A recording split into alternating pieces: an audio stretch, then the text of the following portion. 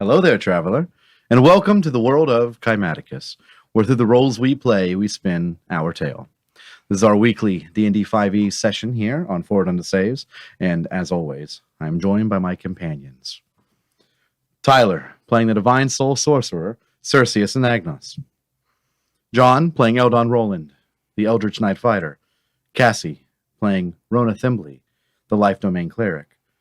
And Dylan, playing Hector Stoneborn, the Oath of Conquest Paladin. And I am Alexander, your Weaver of Tales. So, hang up your cloak, grab a drink, and kick back as we dive into this chapter of Kymaticus.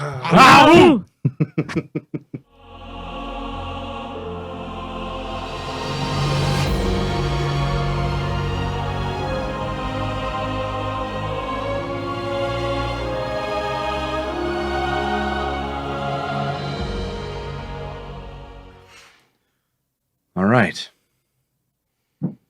So. It's just perfectly timed with each other. Just no, thank you. Where we last left off.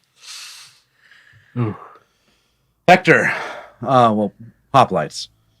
After you had a thorough talk with the Shangayor about the Emperor, the Vatul, and the stability of Aldahari being in question, Shanga urged, take a break. And that's exactly what you began to do. Hector, you visited the town of Raceville, now known as New Ironcrest. Apparently, the word has spread far enough that the word Raceville isn't really used anymore. Arthur Wolfengal, the noble that you left in charge as Thane of, or steward of Raceville forever ago, really turned everything around. As you visited the city or town of New Ironcrest, it was bustling and alive, and the energy was invigorating. And for the first time in a long time, it felt like you were home. Cerim, even you tried to learn to relax a little bit. Eldon, you headed down to Canumbra to run a couple of errands before making your way to your new wife, Bessie, who has a child on the way. Woohoo! Let's go. And Rona, you went to Port Agante to then make your way towards Olafret, the small town in which you grew up. When you made it there, you delivered the news to your mother and your father about Var and his departure from the world of the living. They then decided that they knew it was time to reveal to you something haunting about Var's past. When Malcolm, your father, took you to Var's old room, used a pry bar to tear away the newer planks that were placed inside to reveal the original wall, where drawn upon you see a depiction of Score, the entity that has been plaguing the nightmares of not just Var, but of the group as of late. Score, who you discovered, sort of the antithesis of Var. But how far back his meddling went was a mystery until now. As you stand there, looking at the plank of wood beyond the new wall, what do you do?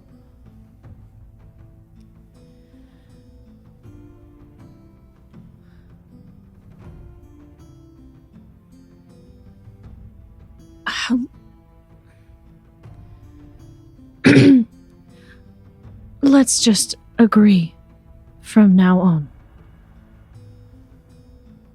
that secrets are not to be kept from me. So, moving forward, why is gore on my brother's wall? You know his name. Yes. Var was a disturbed child. He called his old imaginary friend Score. It was the name that he gave him. Right. Many times have we walked in on him reciting a rhyme that he made about him. Well, let's hear it. Can't remember it fully, but it goes, and your mother, Catherine, steps in.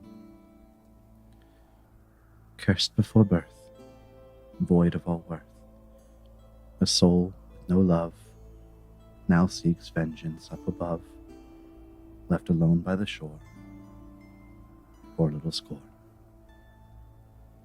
I've heard it so many times. It haunted me.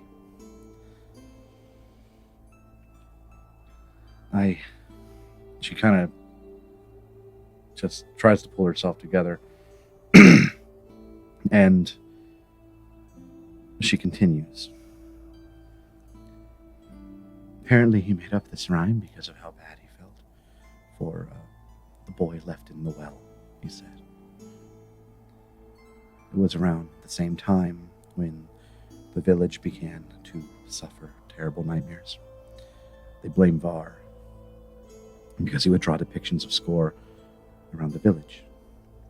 Score, who was in all of their nightmares, a shared entity. For Var's safety, we had to send him to someone who could help. The Order of the Far-Sought Minds. They took him in. They worked with him. They were able to repress Score, but it caused Var's childhood memories to be hazy.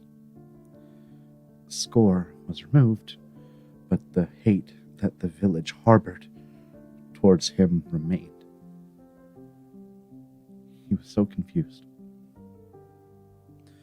Madam Master, their leader, assured us that it was best if we separated ourselves from our only son completely.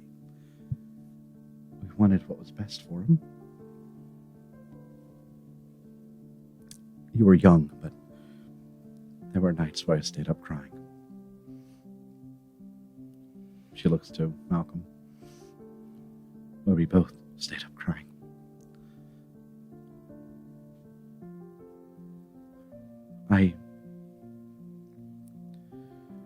We only kept things from you, from both of you, for your protection. I don't see you needing protection. Not anymore. There was a thought in our head. We hoped that this was just something in the past. Something that didn't need to be brought up because it was meaningless to. It never left. It never left.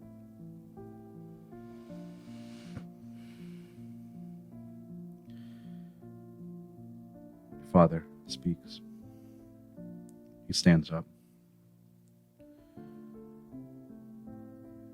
We have our regrets, Rona.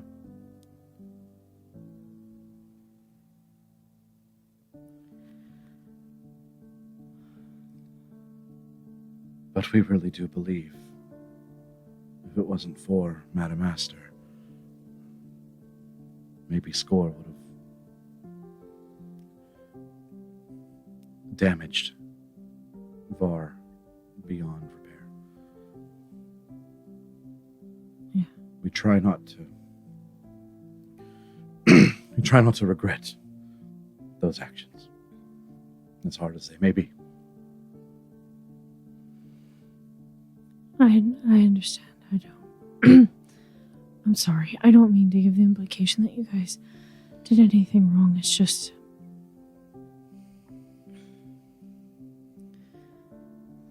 All of this information came flooding to me at a really inopportune moment and all at once. So, which, I guess, reminds me, I'm going to walk over to Abe's saddlebag. Yeah. I'm going to take out the crown and just pass it over. To your mom or father? My mother. She has been kind of holding her hands in front of her. Just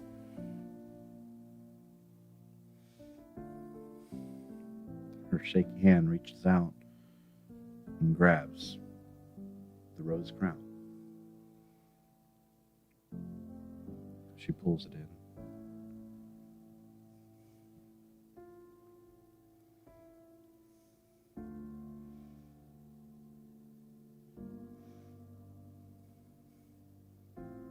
And she steps forth to hug you.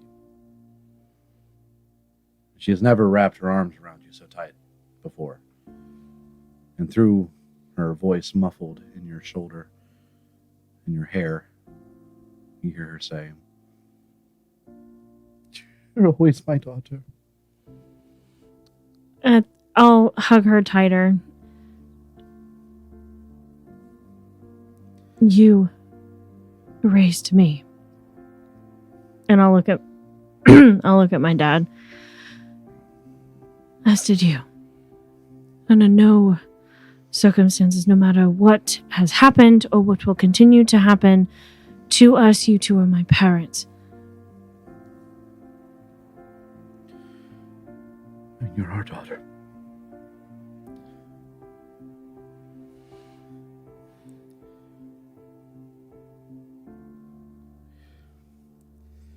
We have to ask you.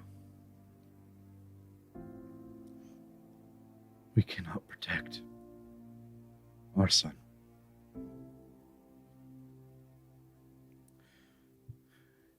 I think he needs his big sister. I don't know how to protect him anymore. I thought that I was supposed to, perhaps my destiny was just to get him to this person so that way he could then leave. And that would be, if I could find a way to protect him. I don't know where she is now. But Madam Astor, she was a mentor of his. She was the first person to be able to help before Var left and went to some cult.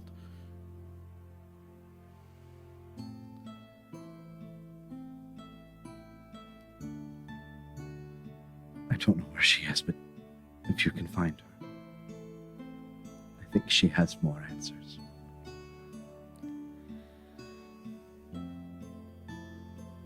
I should be able to find her. Do you want to stay the night here? It's early morning now, but If that's all right. your old room is still the same. Before I go to bed and before I entirely forget about it. That sounds awful. Anyway,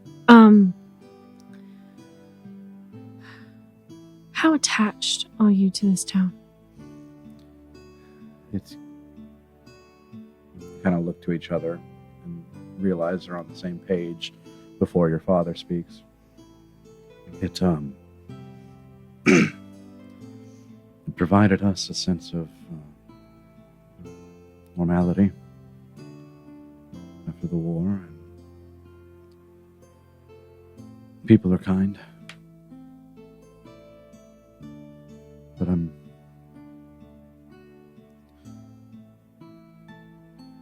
not overly attached to the town of Olafred. I don't think either of us really are.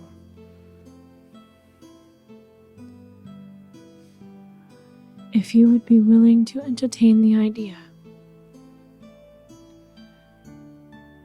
Culver could use some help.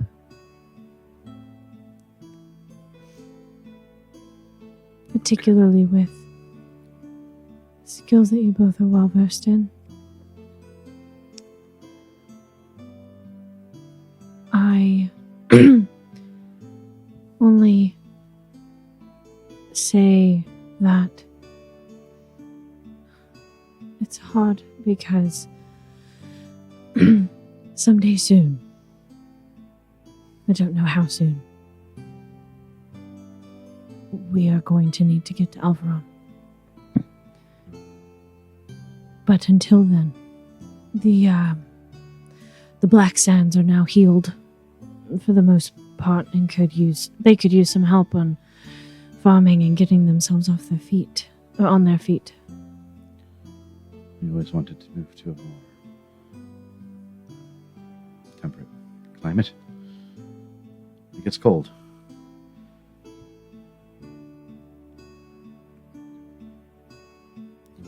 We look to each other. Your mother speaks.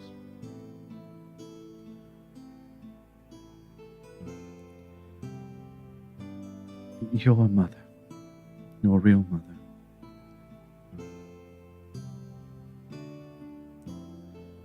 You look just like her.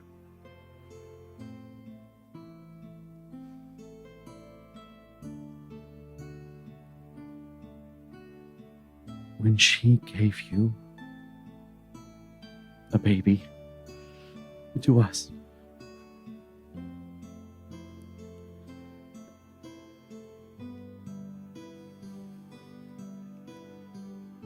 we were overjoyed. Little girl.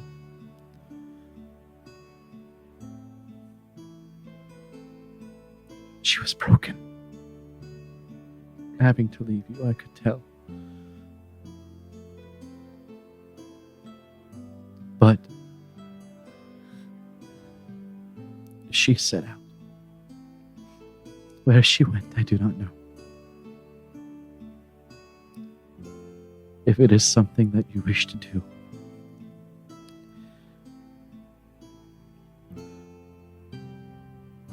I think, based on town rumors, I think she headed east. Outside of Tirafel.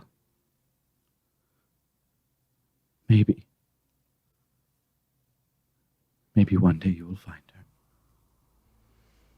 Maybe I will. Your father now speaks.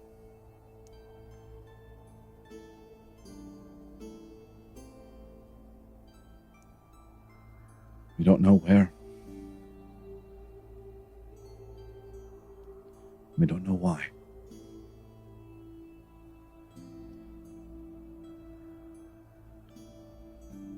But if you do find her,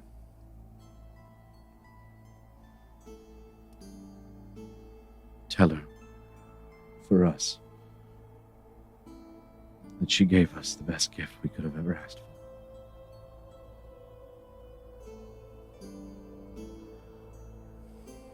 I can do that.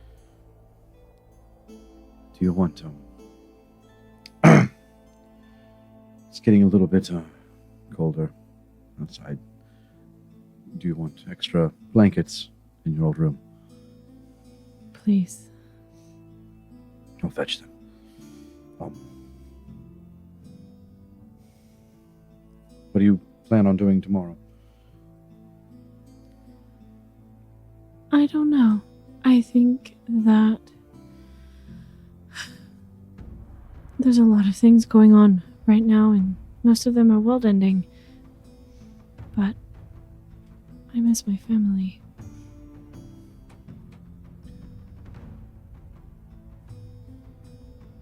We miss you.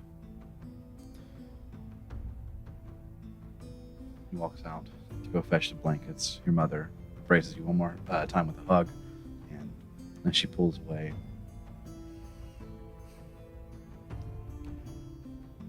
If you're going to be here tomorrow, we'll make a day of it. That sounds lovely. We've gotten into fishing lately. Does this require me to get out onto a boat in the water? We usually go off the bridge. Then I would be overjoyed. Very well. Good night, Good night. Rona. I love you. I love you. She goes off. Abe squeezes down the hallway to make it into your room. So your father hands you some blankets. Kind of just gives you a little touch on the cheek. Good night. Good night. And you head into your room. Hop down. You're small. Well, not super small. You hop It wasn't. down. I mean, I was living here last year too, so. Oh yeah, that's right. You hop down into your bed. And as you turn, you face out one of the windows that were inside of your room. And you see outside a rose sprout from the ground.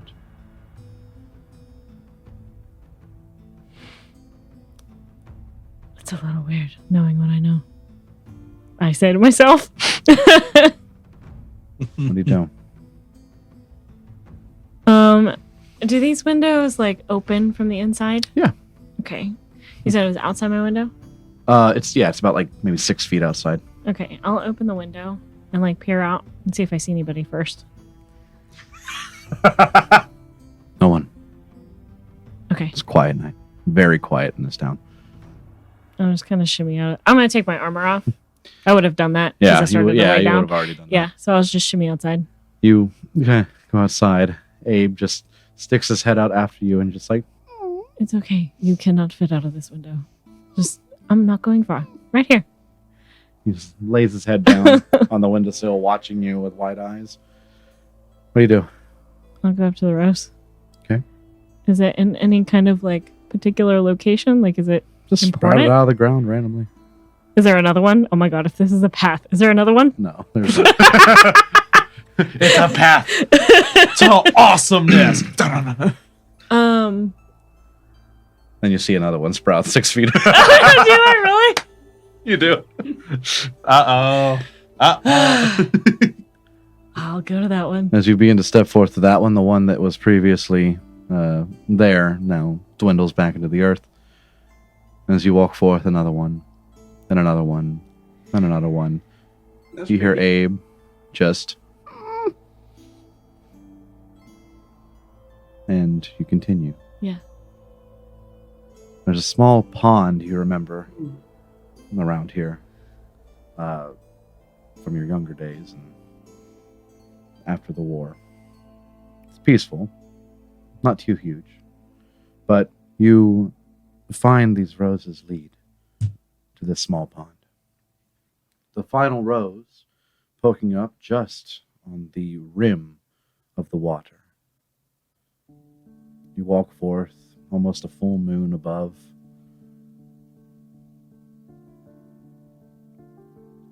And you look into the water.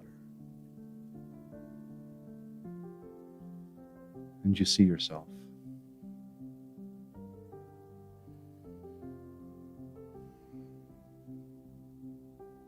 And you see a flash of sky. Like a deep night sky, but not a reflection, part of a vision.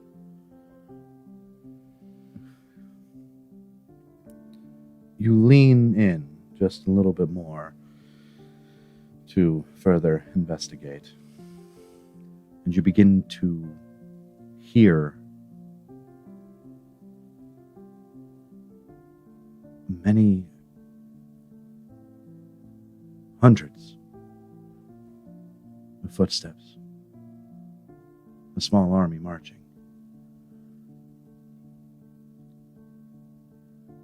You step back, confused. You turn, and before you, you see Velzan. Although his surroundings around him not what you know as Olafred. What you see is Kavarot. Specifically, southern Kavarot. A lot of the earth around this area, what you can see, which sprawls kind of within a 5-foot radius around him, is similar to the area outside of the mall. You can see portions of soldiers walk past him as he looks confused. It looks like he's trying to hone in on a sound. Do I hear crickets? And he turns, and the two of you lock eyes. Rona, Velzan? where are you? And I'm in my nightgown.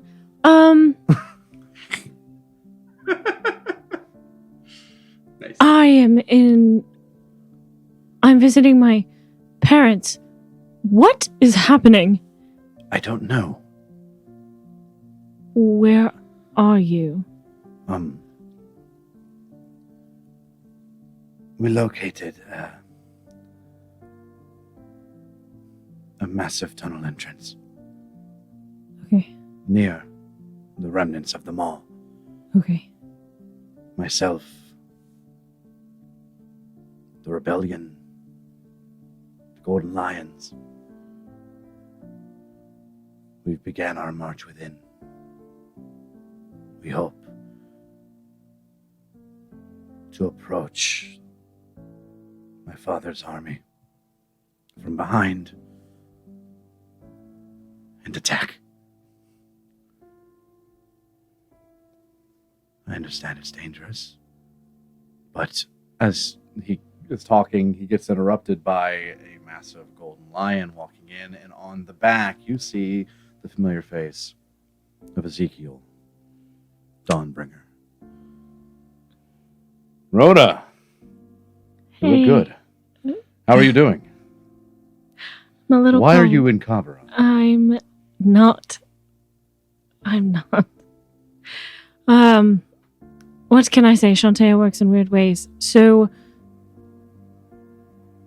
you're marching on an army from behind in close quarters, yes? Yes, we are.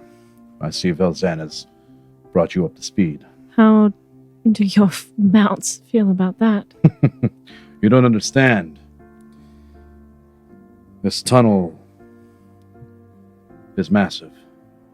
Plenty of room for us to fly within. Oh, that's terrifying. I think it's a giant creature. The Golhana worm. Don't know what that is. You know of the Golhana Wastes, the area that the mall was in, Mm-hmm. and you've heard of giant worms. What is the likelihood you will encounter the beast within instead of the army? I'm not sure. If I had to guess. Oh, most likely, definitely, yes. There's no looking at this without thinking that there's a worm on the other side. But don't worry. The Order of the Golden Lions are steadfast. We'll make sure we take care of it swiftly and justly. We're going to put an end to this wretched army. And then soon, Queen Honora Vemiar will have the rightful rule over both the North and the South. It sounds like you have a solid plan. You're well on your way. Velzan, did she explain how she's doing this yet? No. Rona, Mm-hmm. you see Velzan go hazy. In fact, the whole vision go hazy for a moment.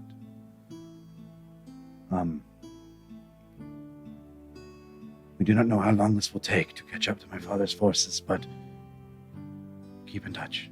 I'll check in. How is Turles? I think he's okay. He went home. Did Var find his shaman? Yeah, he did. Did he find what he was looking for? I pray to all the gods he has. As do I.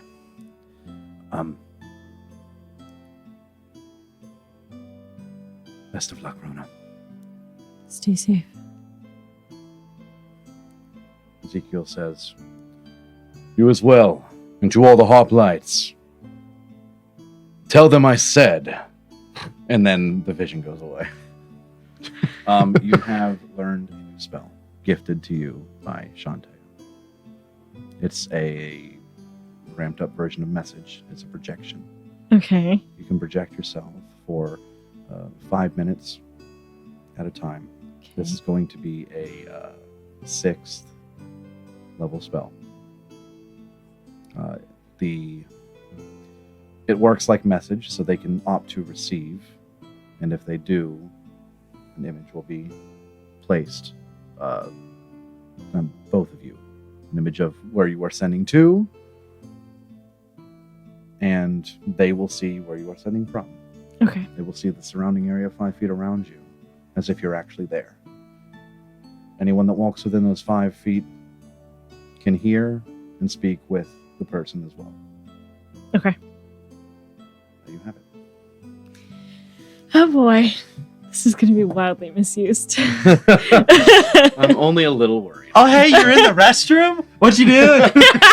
Just like peeks the head in through the door. It's like, hey, what you doing? Look, if there was anything that was thought to be used differently than what it come has been, it's that shard. Yeah, for real. You walk back, Abe, excited to see that you are alive, that he couldn't watch you for a moment. Mm-hmm. You crawl back in. And you fall asleep. And for the first time in sessions, Rona, you can long rest. So exciting. Have a nap. I'll take a nap. So let's bounce over to Eldon briefly. Eldon, you just finished speaking with that town guard and realized that Paracelsus, whatever happened, they don't know about it. So, as you make your way towards the library, where you know an old friend works, the time, early morning.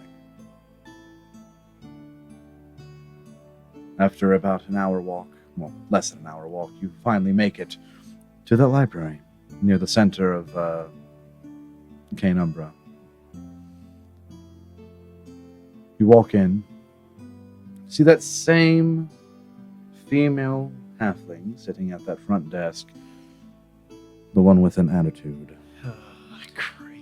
She seems to be pretty tired. As you walk in, your footsteps, well, I shouldn't say footsteps. The sound of the door opening is what alerts her. Her eyes open. How can I help you? I'm looking for Wilhelm. Is he in today? No. He took vacation.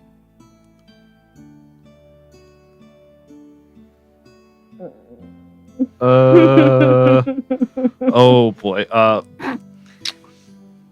I'm a really good friend of his. Could you direct me to where you might know he stay? I need to talk to him about something important. We deal with books, sir. I do not give out addresses. Sorry. Don't they have address with books?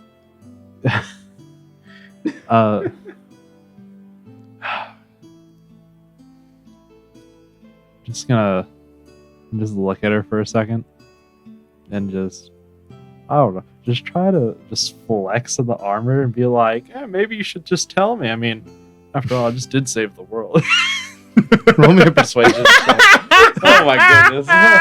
Hey, man.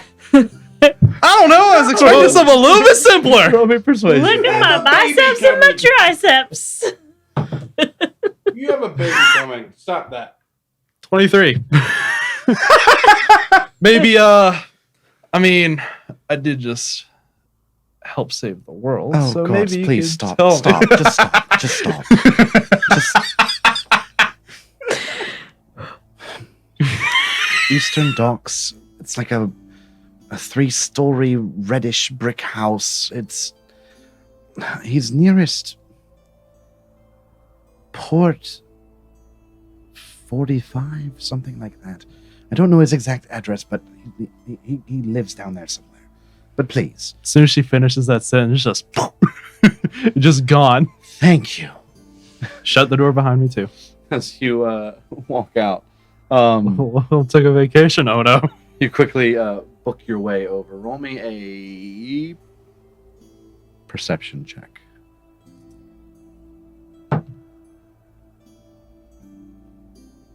25. 25. You make your way down here, and memories of Wilhelm, speaking of the woman he loves, living on these docks. It does spark a memory. A long time ago, I believe it was you, went to the docks to investigate a murder. Yeah, because I found the lady with the gin. You find yourself in a very, very similar location. Maybe about a 2-minute walk down from where said murder happened all those months ago. You find a 3-story red brick house. Port 42. Right outside. What do you do? I'm looking for this 3-story red house she was talking about. You found it. I'm just gonna walk up to the front door and just knock on it. You knock. Kind of just You wait. lean in close to hear any movement at all inside. Nothing. What do you do? Kind of look up. Is there like a window open and someone's just eyeballing me? No lights are on. No curtains moving. Take a quick look around before knocking again. You turn and you see Wilhelm standing at the base of the steps. Jesus, man, don't do that. What are you doing outside my house? Well, I was worried about you. Worried why? God, this time wizard pretty mad, and all he's done some stuff, and Chronomancer. yeah, I had to check up on you. Stop talking. He looks past you and the door opens. Go inside. Now. I just follow his instructions. He walks in behind you, closes the door. He came to me. Oh, oh no! It was Parallax.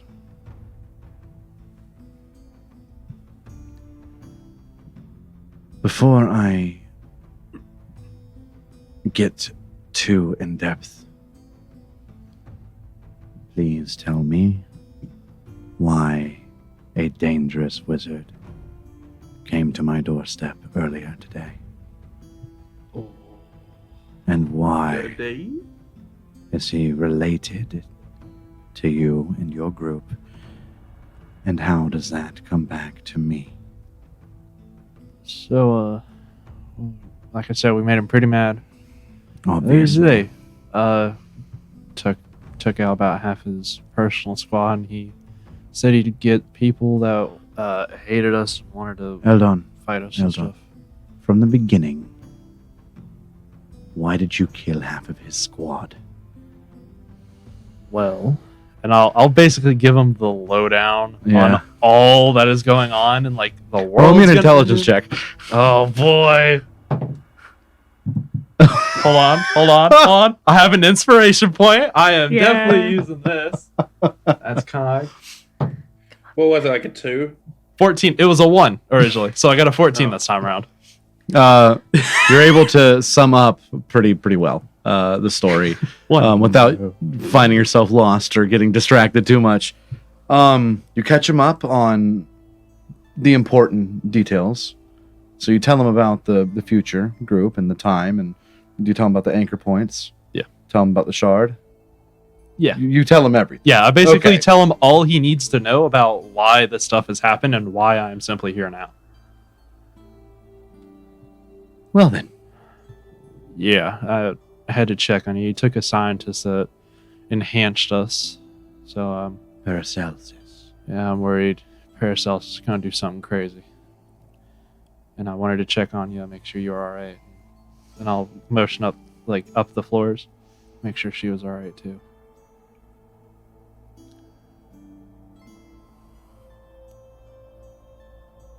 We're okay.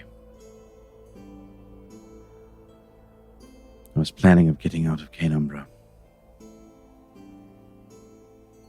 There's too much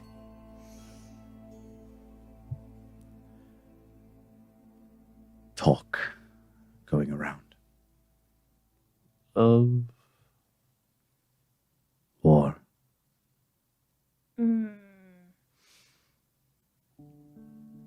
Allegedly,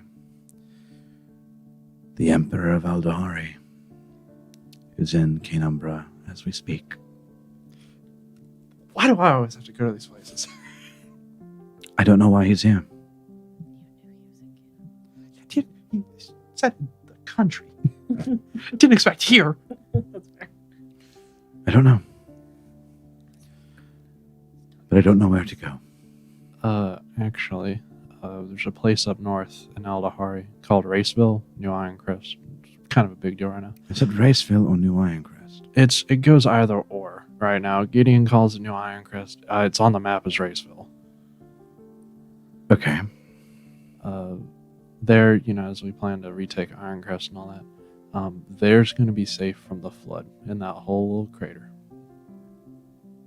Because Parallax's whole plans do something, and we're planning to reintroduce the world. It's a whole big thing. Basically, the world's going to get rocked to its foundations, and that is one of the only safe places. So, Right. you and her should go up there. I have some things to do now. Please. Be safe.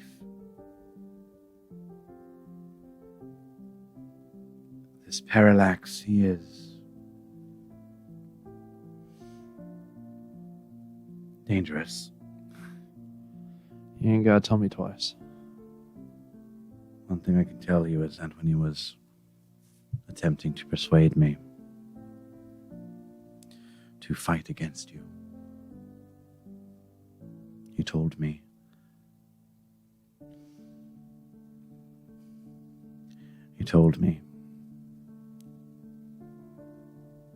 that the hoplites are going to reignite war across Tirafel. He said he could show me proof. He offered to show me a vision.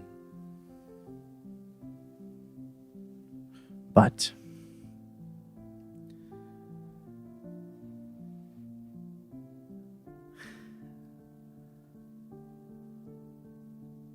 I didn't see it. I couldn't have. The good that you all did for Canumbra. The good that you did by taking out my brother.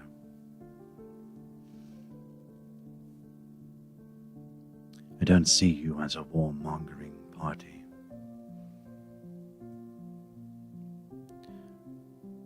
I felt that he was trying to convince me of something that I know I would regret. But I apparently have some packing to do. So please, be safe. Tread carefully around this crazed wizard. Yeah. Do you need any funding help with moving? I know moving's a lot. I'll be fine. Okay. I just know you're a librarian, so I'm immortal. I don't even have to really pay for food. still. So, anyways. Good luck, Eldon. I'll How need it. did all that go, by the way? Uh, Understanding your true origin. Went well. I'm actually about to hop and teleport over there to talk to Bessie and be ready for my second kid.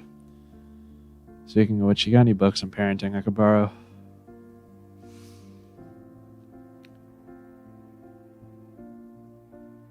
No, I figured, just worth a shot, you know? I don't have any kids, Eldon. However, from what I learned, feed them, water them, and hold them when they cry.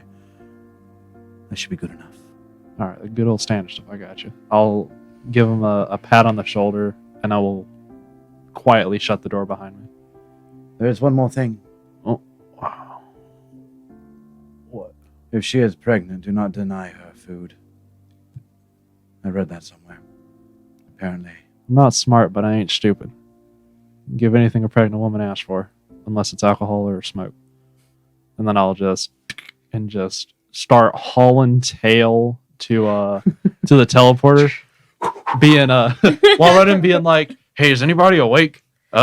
Anybody awake? I need to talk." All right.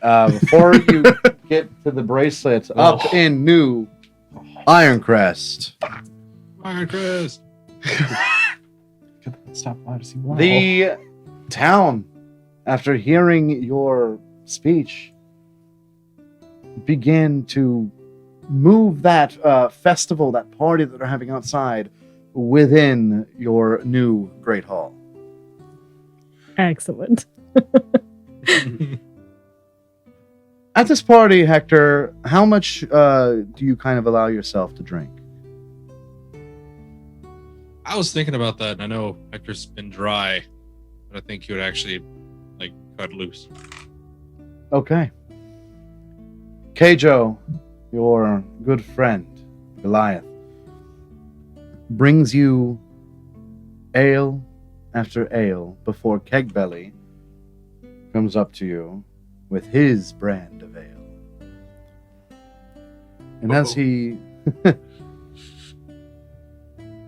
Oh no, Kegbelly was mead, sorry. Yeah, so he comes up to you with mead. I'll tell you what, Hector. Ale is good when you're looking for something a little lighter. But mead will make you sleep like a rock. He hands you a special variation of Kegbelly mead.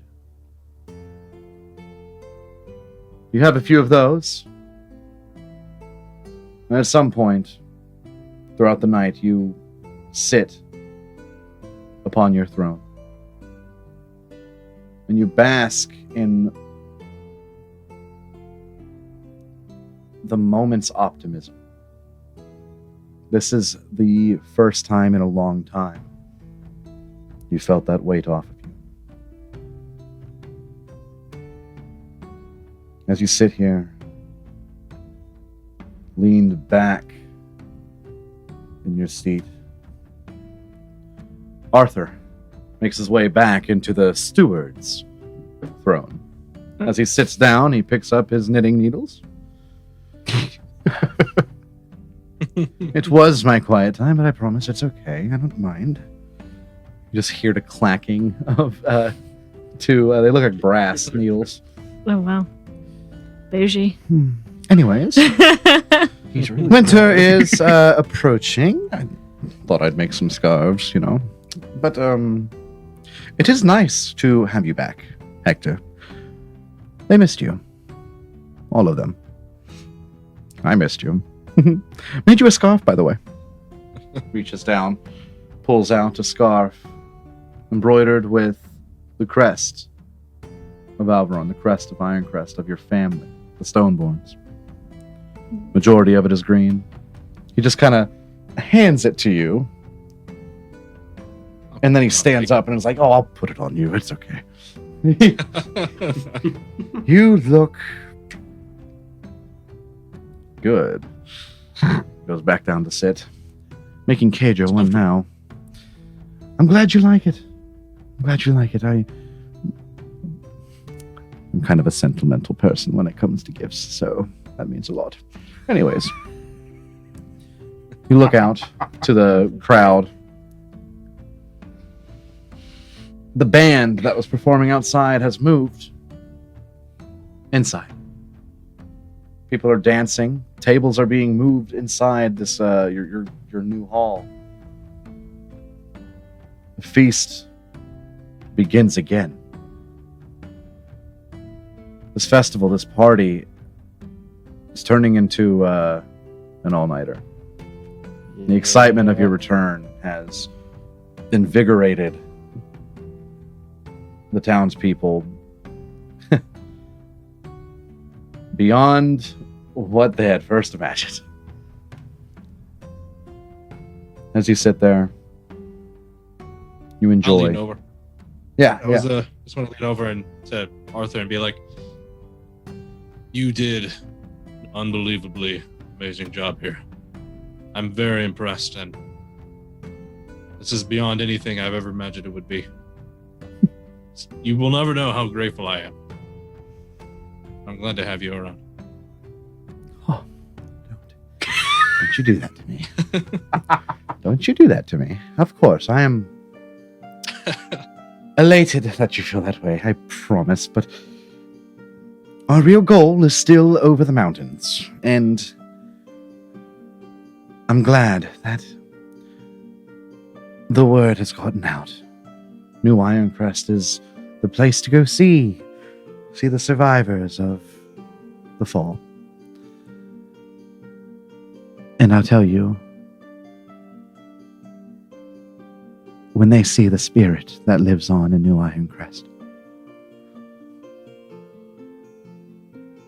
some have pledged their lives to help retake it. The spirit of Alvaron is strong. We are strong. So, I was going to wait a little bit, but as of right now, 2,000 people from all across Aldahari have pledged their arms to you. These are not the greatest soldiers. Some are a little bit too old, and some may be too bold. But their heart, the pride, it is there. They will stand by you on the day of your reclamation. And I take credit, but it's okay. I know that you've contacted Olaf about, others that you've gotten to kind of move up here. I mean, we've got the Dire Bears, and if you help out the Wormbreakers, I heard that they will double or triple or whatever it was the amount of Dire Bears for this effort. So, worth it. Triple. I mean, that's a lot of giant bears. I like them. They're cute from a distance, but you get too close and you're like, oh. But, of course,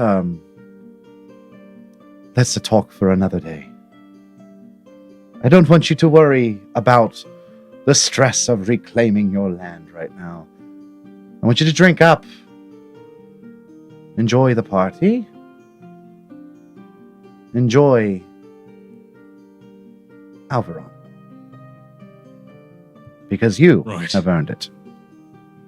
I'll just lean back and, guess for one night, just enjoy the feeling of being home. As you lay back, you feel a hand on your shoulder. Out of the corner of your eye, you see the beaten and bruised hand of Ilmater placed upon your shoulder once again. Kind of mutter under my breath. It feels weird knowing what I know. I mean, it probably does. I'll still smile regardless. As you look out, the dance begins to break out. Keijo has picked up a couple of young and giggling kids and is juggling them. Oh my god!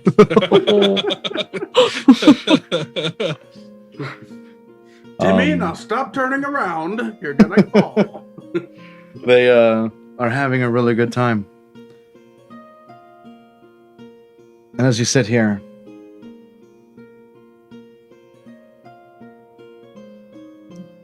you're happy. Cerim, where are you? What are you doing? Just wandering around. Where did everyone go? Yeah, I mean, he literally would have just kept walking around, would have found a place to sit. I'm assuming the sun's probably coming up around now.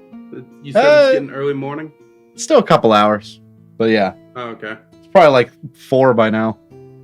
He probably would have tried to find like a place to like sit, kick his legs back, lean against the fence post. He didn't get drunk or anything. He just probably drank that one drink that Aeneas gave him, and he wants to sit and watch the sunrise and also look over what this town has been built on.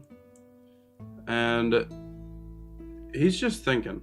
He's trying to put together where he wants to go.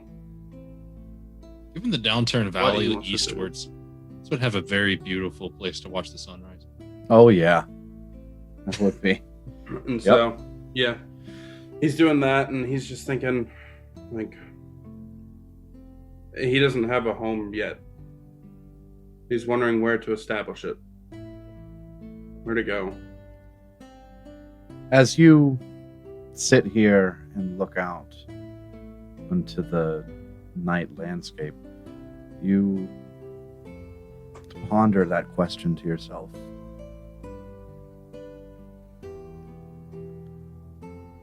You don't have a sense of jealousy for Hector, for Eldon, for Rona. You have a sense of longing. You've never had that before. The only home you ever know shunned you. You were wanted for something that you are innocent of. But as you look out, you begin to lay back kind of onto the soft northern grass. And as you lay on your bag, you can feel that box. The box with the junction.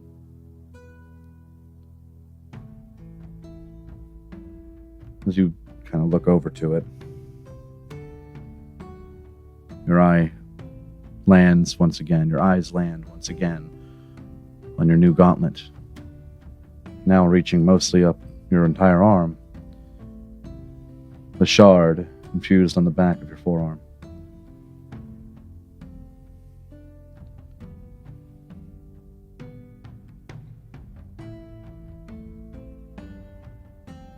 With your new appearance, and your longing for a home, you feel that there might be someone that you could talk to. Someone who might have possibly even known your true parents.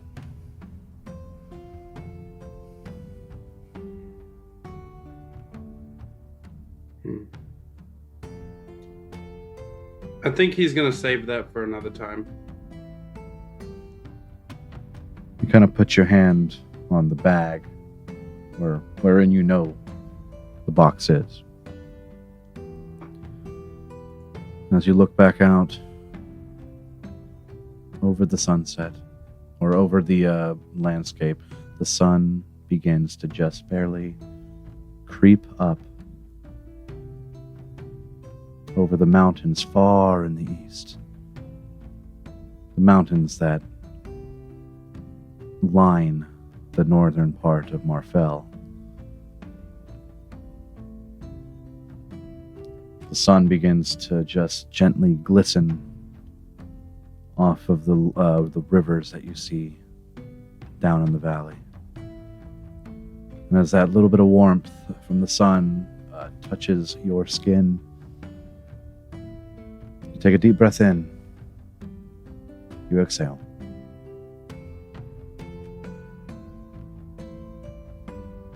You might not know what a home feels like. but you feel that you have purpose.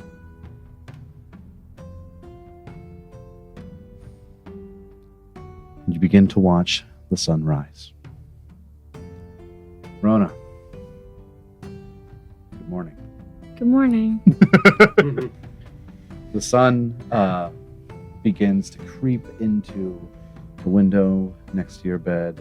You rise up, fully rested. Abe next to you. Your door open. And Abe's mouth covered in more sausage. He looks to you with a guilty look, his ears back down. He puts his head just on the edge of the bed, looking at you. Did you... I might get up. He looks to you as if you're going to the kitchen. I'll dig through. I'm assuming I left clothing here because I couldn't have packed it all with me. Yeah. So I'll just put on something fairly practical, like a long sleeve shirt, pants, and some boots, and I'll walk out to the kitchen. You walk out. Your father. Good morning. What did he get into? It's okay. I might have made good friends with Abe last night, but That's okay. coffee. Yes, please. Some things never change. He begins to put some coffee on. Your mother wakes up shortly after. Good to see you're still early riser. You always were. Well, my window faces the sunrise. So, what do you want to do today? Well, you did promise me fishing.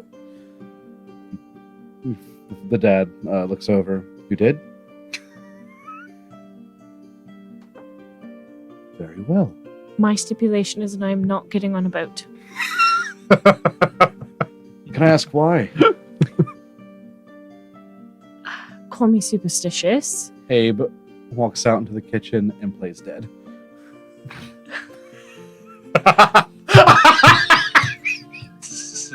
That's not funny! Abe opens up his eyes. He's just kind of looking at you upside down with his head pushed against the Can the I kitchen cast Speak with Animals at Will with the Harvester not out? floor. It is technically a part of you, so I will allow you to without having it out. Okay. Just I'm But just gonna like... it'll cost it'll take the charge, but yeah. Okay. Ugh. What are you doing?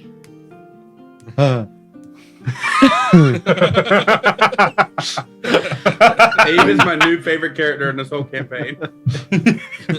He's just Let's just flaw. say that every time we have wound up on a boat, something horrible has gone wrong. Everybody has... Well, nope. Not everybody has lived. But that's okay. They came right back. Well, It sounds like you have a rough time. But don't worry. We're going on a bridge. Bridges are great. I've never had an issue with a bridge. Except that... Never mind. Totally different bridge. You know, it's a totally different bridge. All right. I will grab the gear. Please enjoy coffee. We have a couple of road snacks. We can take that and we can maybe get a bite to eat in Portugante. They actually have some really good seafood. If you're okay with eating things from the ocean. Oh, I love seafood. Yeah. Okay. Well, good. Give me a moment. And he kind of stumbles off into a back room, and the mom pours herself a cup of coffee. Pours you a cup of coffee.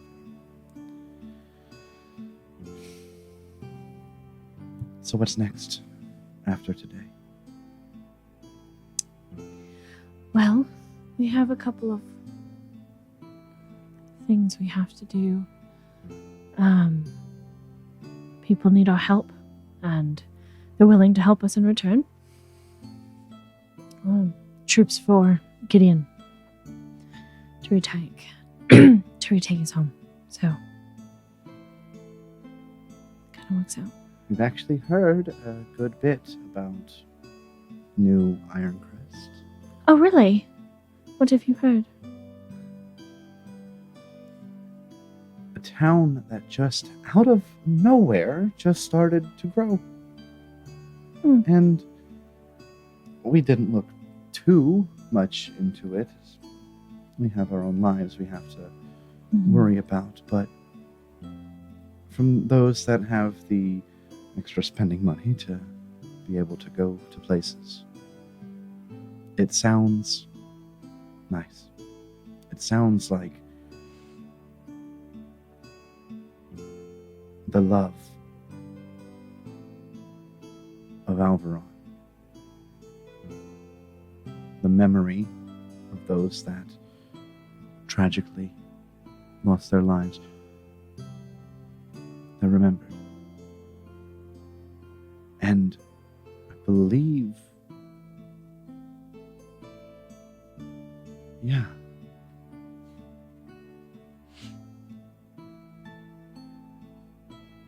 today's the anniversary.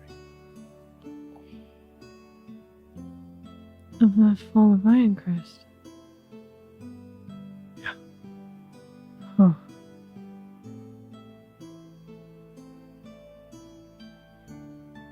You say you've never been? I haven't, but I did hear they were going to hold a festival in memory of those that lost their lives. I mean, a lot of dwarves in Alvaron, a lot of Nordic folk, and from what I hear, they're pretty good at celebrating life. Must have been a blast, but where are you going next? Well, I was thinking if you really wanted to see it, we could go. I could arrange that. I am not saying we should not fish. I think we should have a Today lovely lunch. is our day.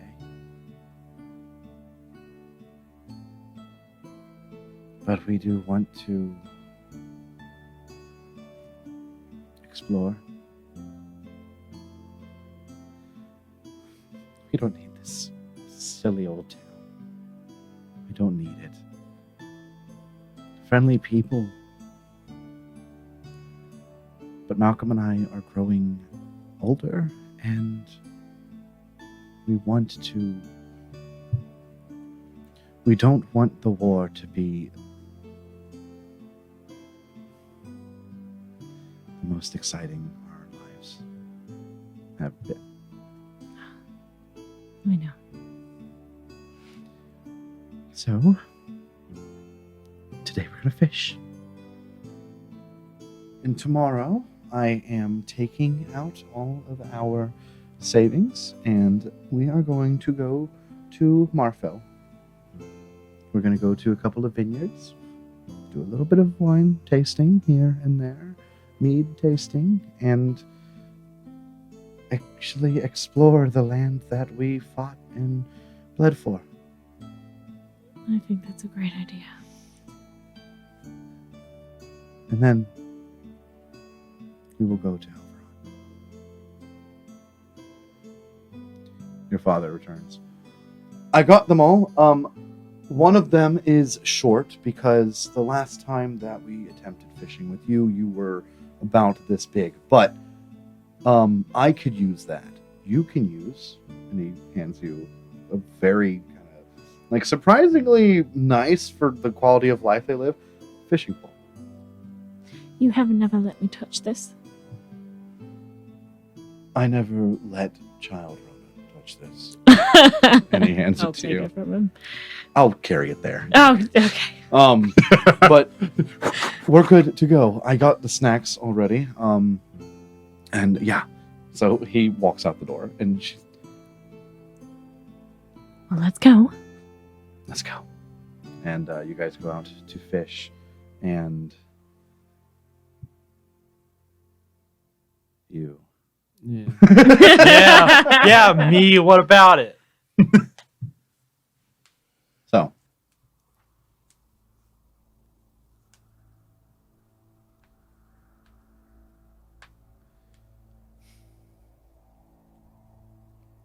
you begin to book it. Yeah. Back to the Aldahari embassy.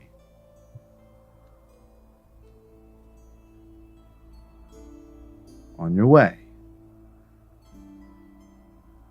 It is early morning.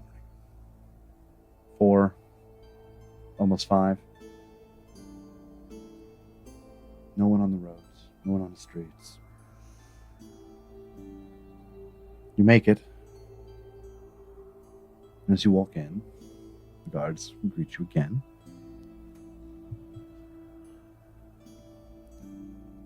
You see the one that you talked to earlier. What'd you say your name was again? It's Eldon Roland. Why do you ask? Like the noble Yes. Roland. Yes. Just curious. You're back, so you wish to... Yeah, I need to go to Kymaticus, and I'll pull out the writ of transport that we had all that time ago. Yeah, Here's proof to let me go there, like ASAP, please. right. And I'll stuff it back in. Come this way. He takes you to a portal. Just like that. You travel very far up north to a different time zone. Ah, the sun's still down. Let's go. But no, you travel to Kymaticus, and the dwarves that are there, the guards, they turn. You look familiar. Yeah, name's Eldon Roland. Right. Do you remember me? Do it. What Eldon? Roll me a history check. All right. You only talked to him for very little.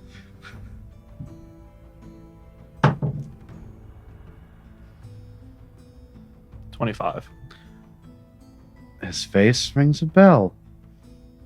This was the guy that directed you to Roland Manor. All Yeah. those years ago, or not all those years, all those months ago. I will. Hey, how you doing, bud? I remember. Thanks for giving me directions, by the way, all that time ago. I appreciate it. Of course. Nice to see you. Look good. Nice to see you as well. Enjoy the morning. Isleguard is very quiet right now. Thank you.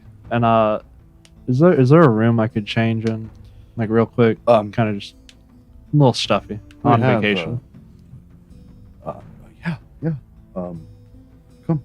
Yeah, I'll follow him. He takes you to the guards' barracks within this embassy here. Civilians aren't supposed to use it, but I think you're pretty cool. So No. I appreciate it, but just oh, Quick. quick, hold on, I got something for you. I'll reach into the bag of holding and I'll pull out a couple fire giant hairs. Took these down when we were in Torval fighting Java Saren's minions, and I'll like hand them. You can have a couple.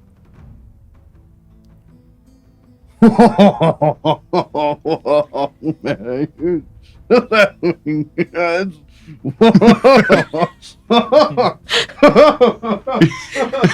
As he walks out,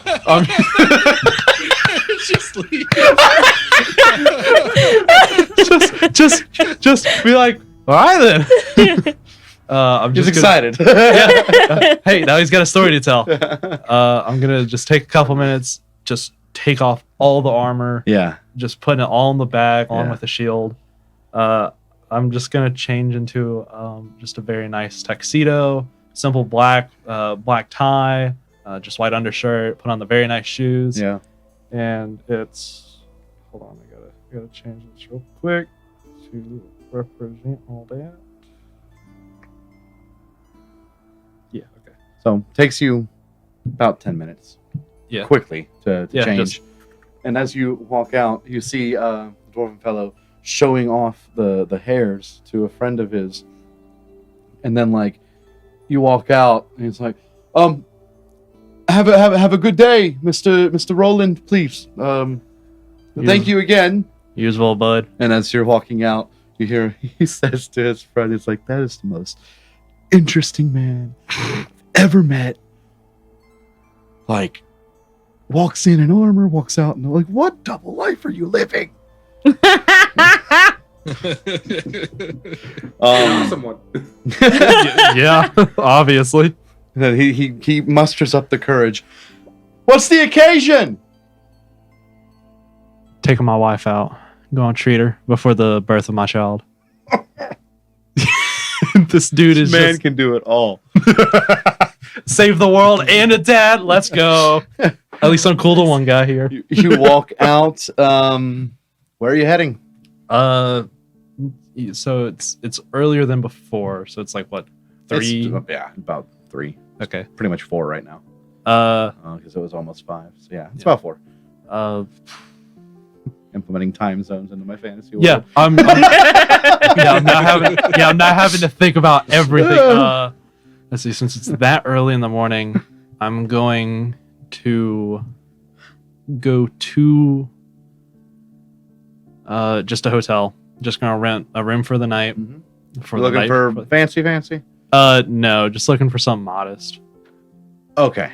Yeah, This is for you tonight. Yeah, this is I just for gotcha, I me gotcha. to hold me over until the sun is up. Let's call it a platinum piece. Okay. I'm just gonna be like, yeah, room for one, just for the next like 4 or 5 hours.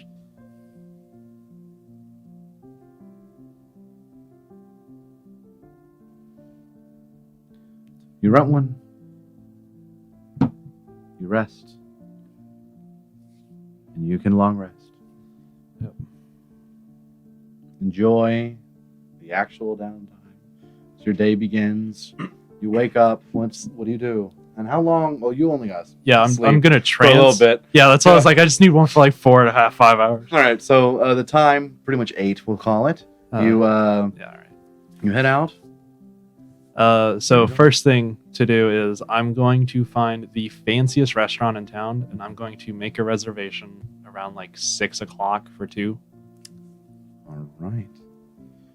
So, what kind of restaurant are we talking about? Some higher end. If it had like a Michelin star, it'd be like a 2 Michelin star, maybe 3. Ooh, bougie. Hey, listen. Love it. I'm going. I You don't gotta want to go 5 quite yet. Yeah, I gotta work out something. Yeah, I gotta get that. Yeah, make a reservation table for 2. I'm going to try to get a very good view with nobody else around us for a table, so it'd be just me and her. Okay. Now, are you doing this based off of old memories of a place, or are you doing this based off of like trying something new? I want to try something new. Okay. I want to, because this isn't just for me; it's for her as well. Roll me a charisma check. Come on, man! It's a 5. I'm just gonna be like, being like, hey, name's Eldon. I'm looking to try to get a table tonight for me and my wife. You know, something a little bit alone, and something a little bit private. And I'm basically gonna be name dropping myself the entire time. You go to, you walk around, and you do find a place that you always wanted to try. You heard that their dishes were excellent. Their chefs put a lot of love into their craft. Staff, nice. Ambience, amazing. But the restaurant itself opens in the evening. It is called the Moonlight Terrace. I like that. You said Moonlight Terrace? Yeah, the Moonlight Terrace. Evening being They open at 6 p.m. okay. Yeah, I'm wanting a reservation for like 7, 8. Yep. More like 7:38. Okay. Uh, As you do that, a high elven woman takes your reservation for what time exactly? 8 o'clock. 8 o'clock. Okay. She takes your reservation for 8 o'clock.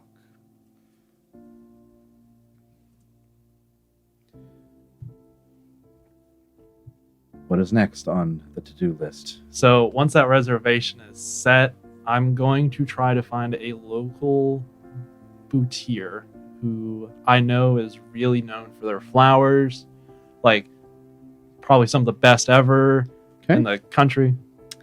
Looking for a nice Either a bouquet. history check or a perception check. I'm gonna go with history. 'Cause Yeah, it's just you- a little bit better. Yeah, I'll give you advantage on your history. That's a natural 20 for a 28. Beautiful. You know the place. Yeah, go on It's there. actually close to your heart. Your mother loved flowers. So, you go to a place where your mother used to go. What kind of flowers are you looking for? I'm looking for a very large bouquet, not just a single type of flower. So I'm looking for carnations, roses, some tiger lilies. Looking for a nice combination of flowers. Gotcha. Okay. The place that you are going to, it is not as your mother liked it because of the simplicity of it. It was a very small, locally owned, like a family-owned business, and not family as in noble either. The shop itself is actually very small, but the amount of love that the owners put into it is what made it so special. It's called Bunches of Love. Hmm. So you go to this place that you remember your mother going to. You would have been with her on some of these excursions.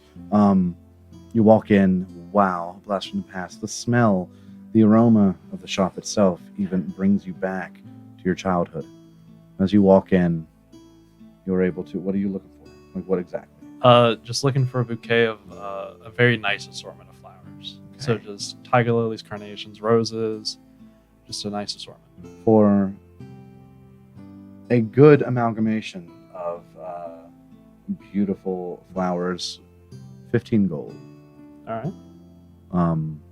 Their prices are a little expensive, as they try to be, but you get what you pay for.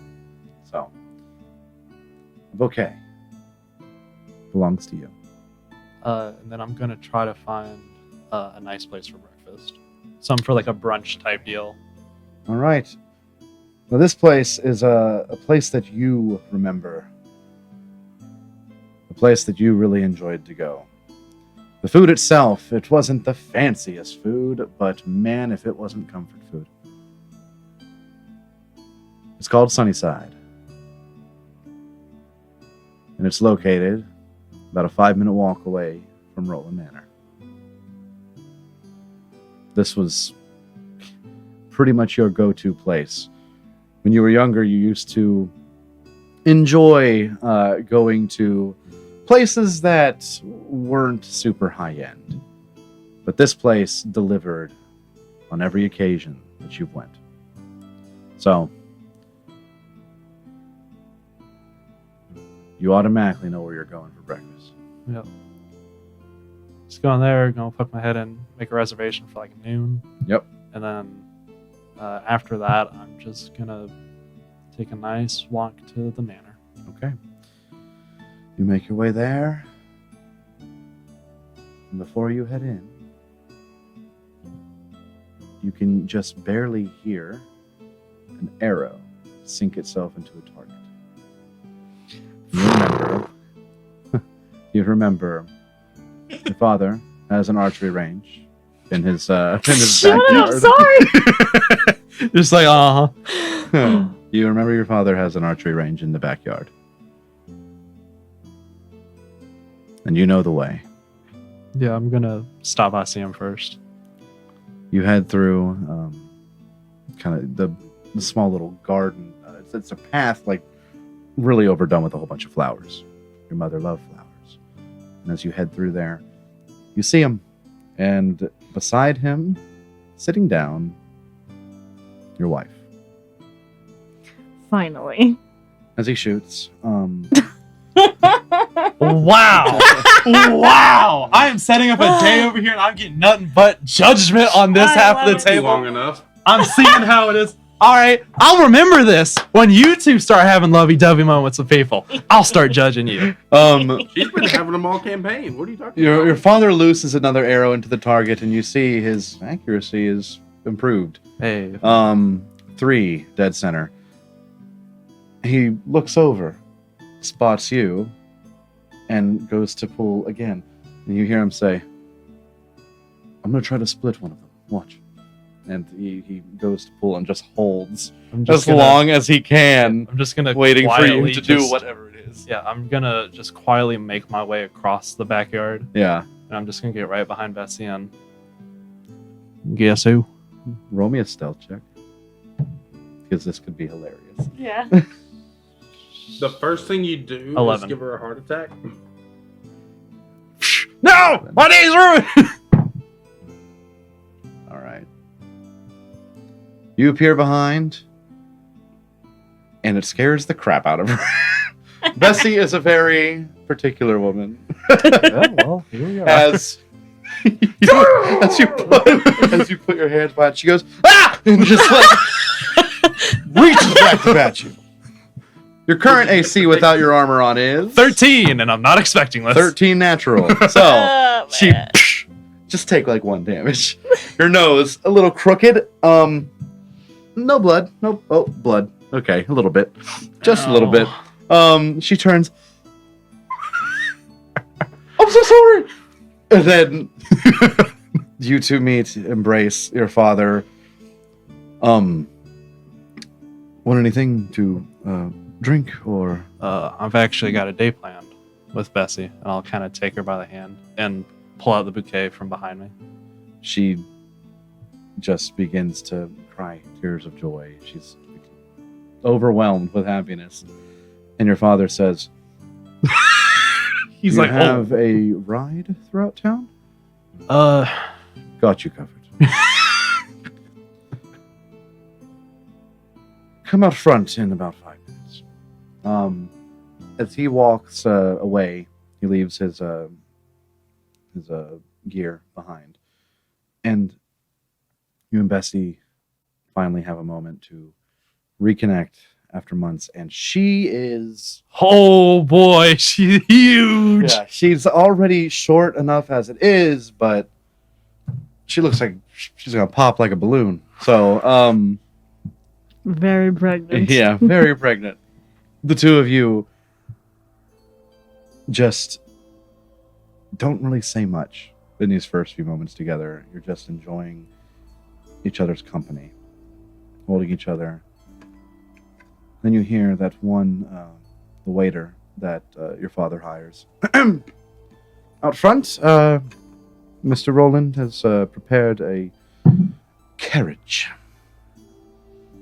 And you and Bessie head up to the front.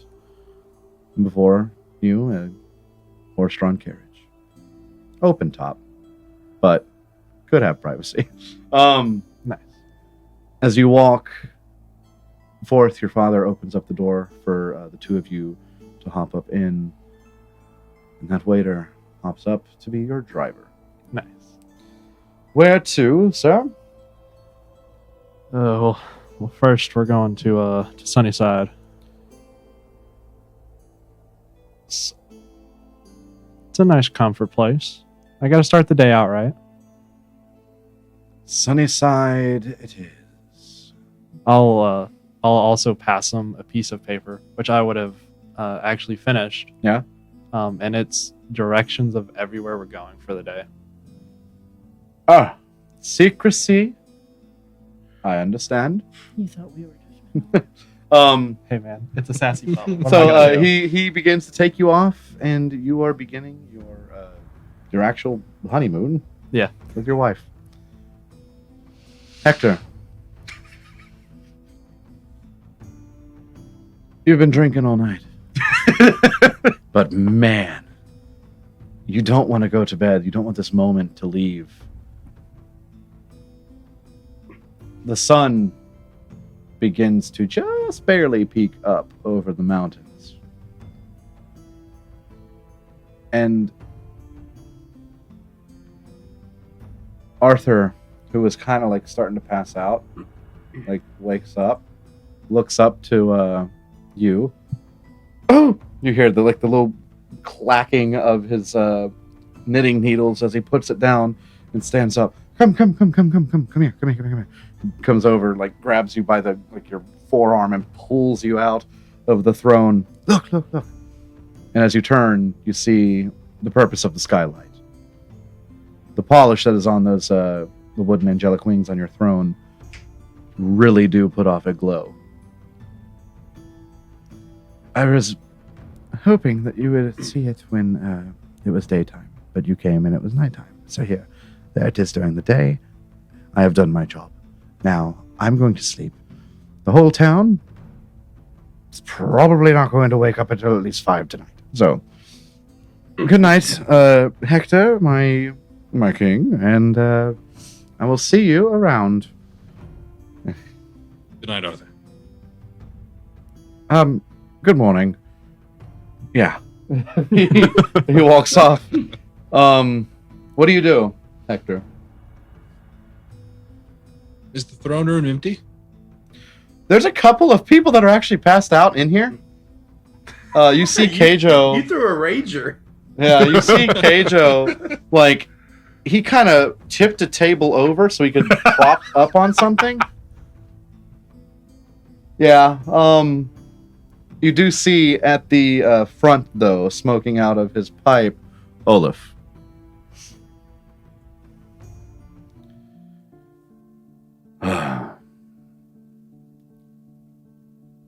You know what day it is?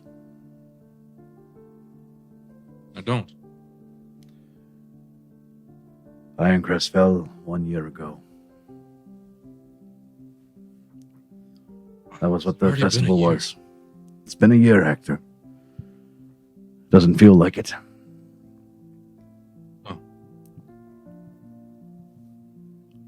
Been a very long year. You've been busy. Very busy.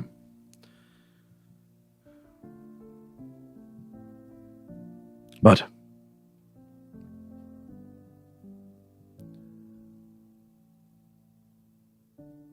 we are going to. What's Oh, go ahead, Dylan. so who all made it out of anyone who wasn't in Iron Crest?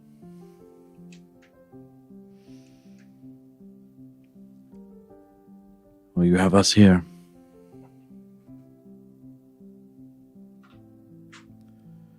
Have you ever heard anything from any of the other officers or anything? From anything from the Crimson Corps, any of the other White Peaks? Sure, the Stonekeepers probably didn't make it out, but I'm still hoping there was something.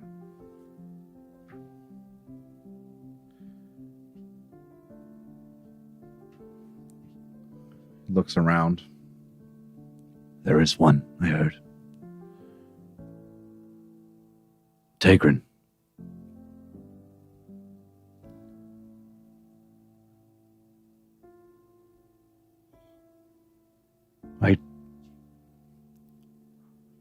I've only heard rumors, though. I don't even know why she's not here.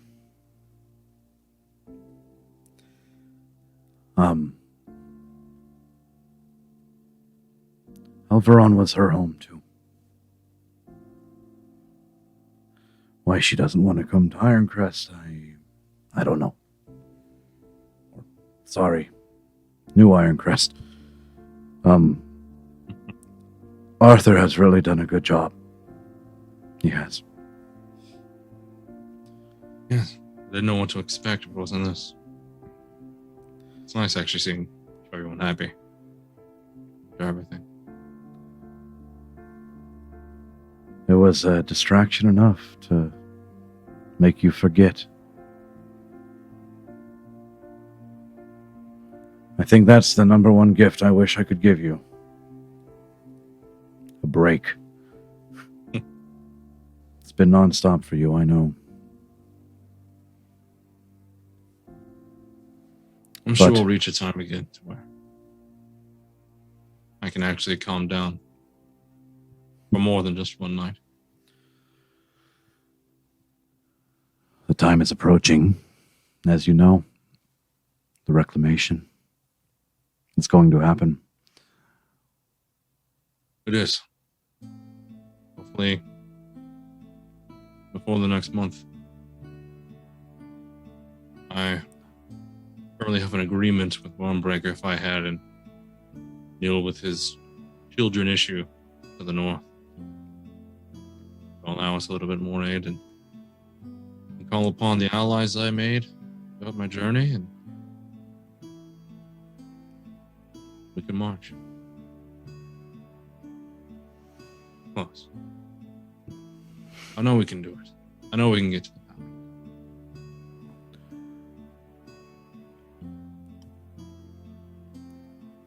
A thought I would like to place in your head is, I know we had the Crimson Corps, Bori.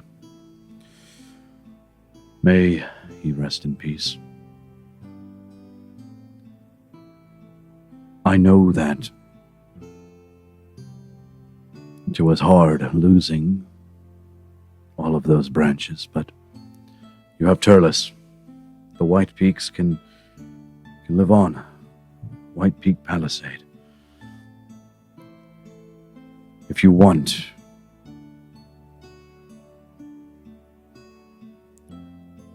we could re-establish these branches once again. It was an idea Arthur had, but he wanted me to talk to you about it. He didn't want to say anything that would make him look stupid, so.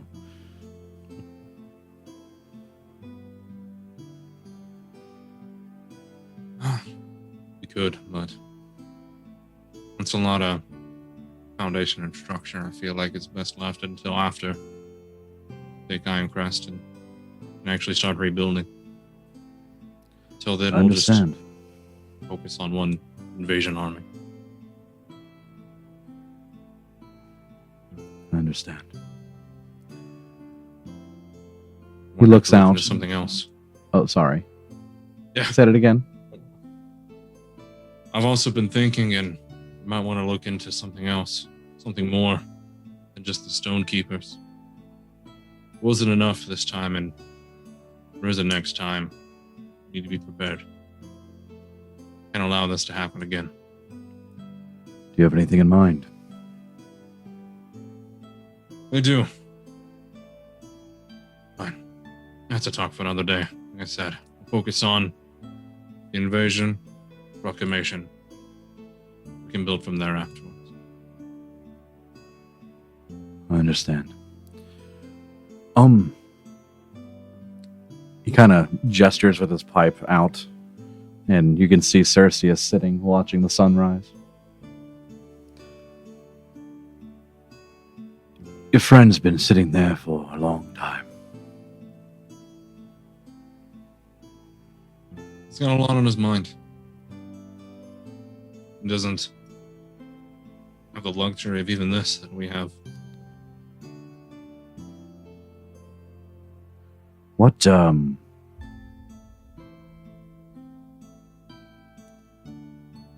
is he? He's what they call an Avoon. I will give you a warning. After Iron Crest is retaken, that's not going to be the end. It's going to be more battles to face shortly after. Well, we can fight those battles when it comes to it. I'll Yeah. explain everything. Right now, I just like to enjoy what's a little bit of time I have left before. I'm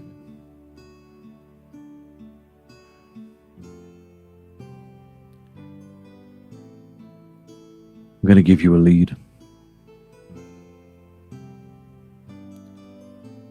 But I don't want to distract you, because this could lead to nothing.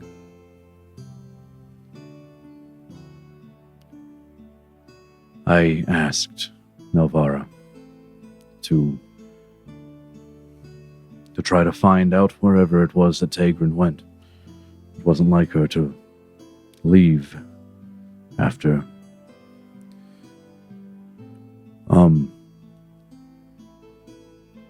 the last place she said Tegrin's apparently went through was Portagante.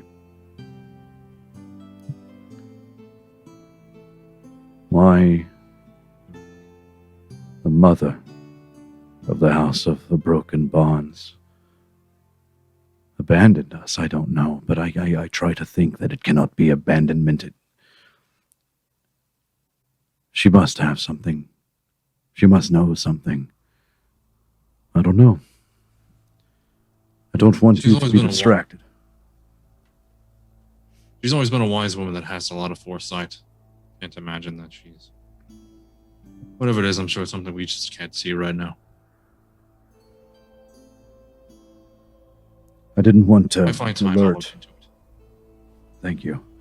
I don't want to alert anyone else. Only Navarra and I know about it. But I had to tell you. It didn't feel right to keep it from you.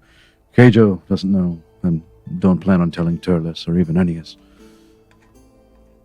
I want to keep it hush, because if it is something a wise woman is working on, I do not want to ruin her plans. But I am curious. Another thing, from time to time, Damien Thundermane has come into Raceville. Well, New Ironcrest. Asking about Ashenga. Which Ashenga comes by from time to time. He's donated some money here and there to help, but he only stays for a few hours at a time. It's been looking rough, but I don't know what's going on. The politics of Toril, they're eluding me. Have We you had don't any have... past Go year? ahead. Have you actually heard anything from the Emperor for the past year? Letters we sent, well, that Arthur sent, and the last time that we received a letter from him was about 3 months ago. I can't help but think that the letter itself was written in a haste, or it feels like he doesn't care, if I'm being honest with you. He has Damien Thundermane stalking Ashenga Yor. Things aren't making sense. I don't understand. But it's been tough to engage politically when you're missing, well, the capital. But we've been doing our best. Ron is definitely in no shape to be dealing with the rest of Aldahari right now. And even if it had to, I doubt it would be the rest of Aldahari. The Wormbreakers have always been close to the Stoneborns. Ashenga Yor seems to really admire you. Well, all of your friends, really. He is a strong ally. And then I believe it's, points out to Cerseus. I mean, he's got roots in Kalesh. He's got enemies, but I highly doubt that everyone would rise up against him. I don't know. I don't know. He seems to think differently. Anyways,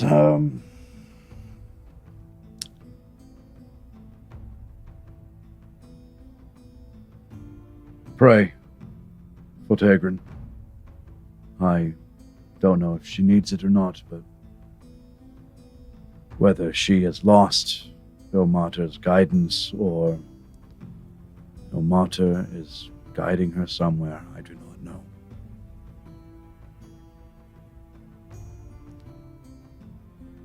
I wish wish I did.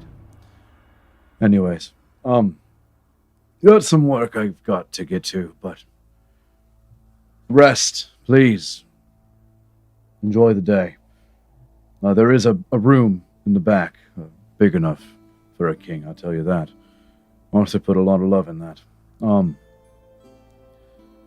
It is your quarters.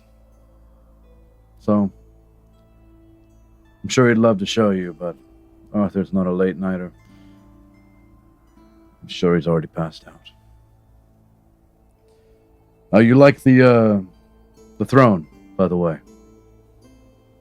That is master craftsmanship. What effect is? He shows you It's very his impressive. his pipe, crafted and polished in a similar way. I've always enjoyed the hobby. Turns out you get to do a lot more of a hobby when you're not in charge of troops. Well, you know, the little things. I'm gonna try to get some work done today, but please rest and tell us where it is you go next. Well, Gives you a handshake and a nod, and he walks off, smoking and humming away. I'll go to my room. I will doff my armor. Then I'll say in the bracelet one thing. I'll just reach down. I'm directed only to Rona. Just be like, "Good morning, Light." Then I'm gonna lay down and go to sleep.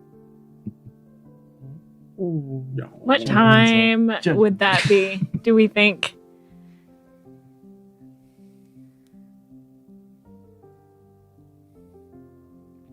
Probably about the time you're walking to the bridge.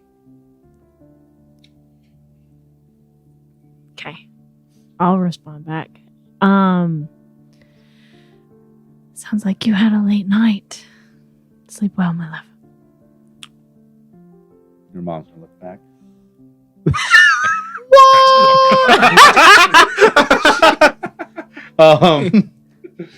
Cerseus, Olaf passes by you. Doing all right, lad? Doing all right. Just been pondering some things, and he's gonna lay back on the grass, put his arms behind his head, and about time to get some rest, though. Well, good. Today is the anniversary of the fall of Ironcrest. A lot is on my mind, but last night helped. Alvaron sure knows how to throw a party. Sure looks like they know how to build back as well. It looks like it's coming together nicely, and you'll have your city back soon. I understand you're close with Hector.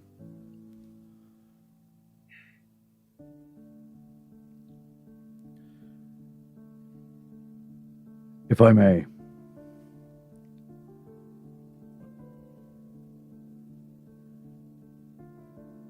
he has been through a lot. And I know that you've dedicated a lot to him. You and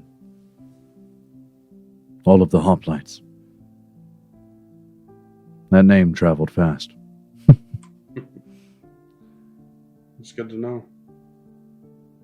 You're famous. To an extent. I mean, don't get too big of an ego, but if I may, he's been through a lot. But that doesn't mean that you haven't. Because I've heard the tales of Cerseus and Agnos. I've heard about you. A lot of people have. I think you might have a bigger following inside your old kingdom than you may remember. There are those that understand And there are those who might believe that it wasn't an accident.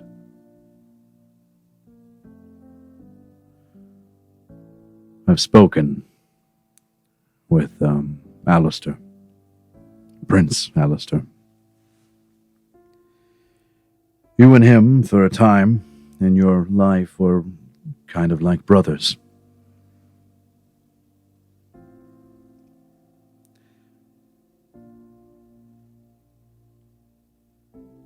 I'm sure he would be embarrassed if I told, or if he found out that I'm telling you this, but he told me the other day, about a month back, he missed you.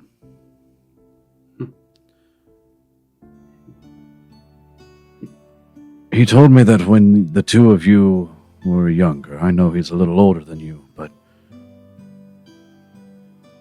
you would play out scenarios. You would have these rocks you'd put on the sandy beach and play out whose warships would win. He said you had a knack for it. And he told me that if the Kalesh Navy was to be called to action, he doesn't think he could do it without you.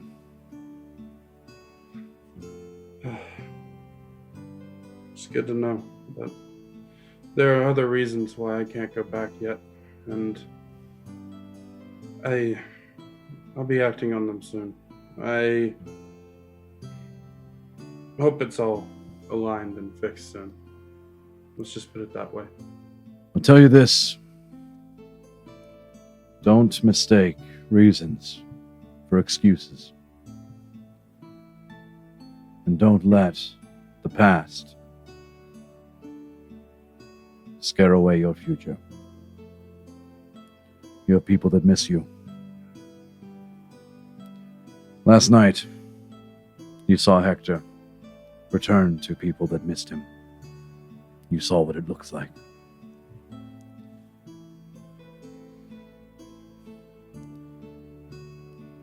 Just something to think about. Thank you. Get some rest. You as well. It's been a long night. I'm gonna. Oh, sorry, go ahead. Yeah. No, as he's leaving, I'm gonna feel in my pockets. I guess it's time to go get a room. I still don't have money here.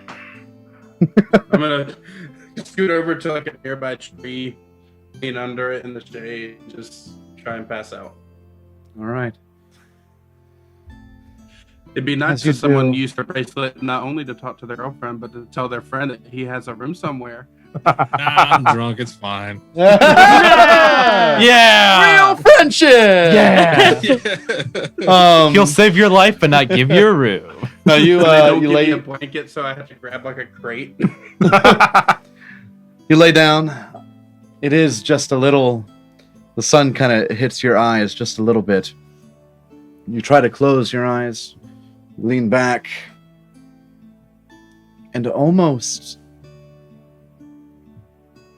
without meaning to, the shard activates. And the limbs of the trees grow just a little bit longer to hang down low enough to shield the sun from your eyes. And you rest. Rona, you enjoy a beautiful day fishing with your family. Downtime. Real downtime. Eldon, throughout the rest of the day, you visit Sunnyside, eat a bountiful breakfast. The owner actually remembers you. Hey, let's go. Brought out your usual, 2 of your usual, noticed the baby bump, and then brought out 3 of your usual.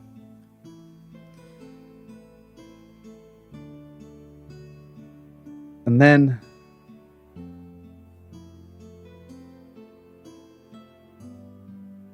what was your next stop after science? I was actually just gonna, from just a block of time up until like 7, just any shopping she wants to do, Right. no limits, just treating her. Whatever Whatever me she a wants. persuasion check. All right. So cute. It's one reason I have 14,000 gold in my pocket. A persuasion check. Oh boy, here we go. Come on, persuasion. 14.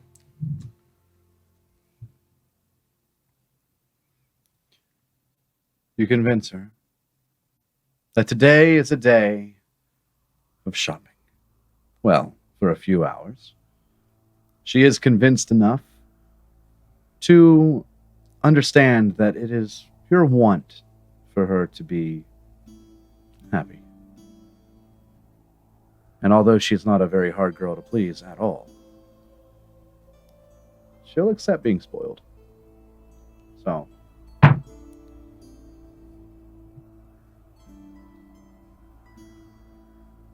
deduct 630 gold Well done. as she goes out and really enjoys the next few hours. A few dresses, a couple of snacks here and there. Really more like pastries that smelled just way too good. But the time finally comes for the Moonlight Terrace. You reach the restaurant promptly 8 p.m. The table that you reserved really kind of stands alone. The Moonlight Terrace is not an indoor restaurant. It is outdoor.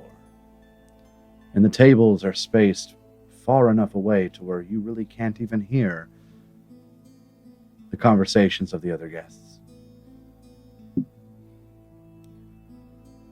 The moon above will bounce off of the pond, will reflect off of the pond in the middle of their terrace here, and create ambience unlike anything else. Very dim candlelight lights the table that you eat at, and a waiter stands by the entire time.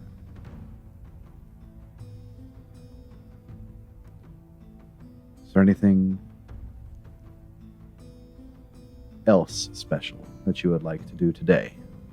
After dinner, pay the bill, settle it, Yeah. make sure the waiters Um, promptly treated well. by the way, it would have been about, chalk it up to 8 gold for Sunnyside. The owner likes you, gave you a little bit of a discount. All the shopping you did, and then the Moonlight Terrace is going to cost you about 110 gold. Okay. Is that including like a pretty good tip for the waiter as well, for just waiting hand and foot on us? 130 gold. Okay. But after dinner, I know it's a little late. Mhm. Just gonna, during dinner, I would have made sure the butler would have taken all the stuff back to the manor, Yeah. unloaded it, put it away, and was waiting on us. I would just walk around with Bessie for a bit before she's ready to kind of turn in. All right. You guys enjoy a beautiful walk in one of the park areas within Canine Guard. The day feels complete, like it can't get any better. She grows tired. You go back to the carriage. They just drop you off at the park. They take you back home to Roland Manor. Assuming you wanted to go back to Roland Manor. Yeah, just if she wants a hotel, we'll get a hotel, but it's up to her. I'm not picky tonight. She stops the driver on the way back. They expanded their business? And points to the cherry blossom.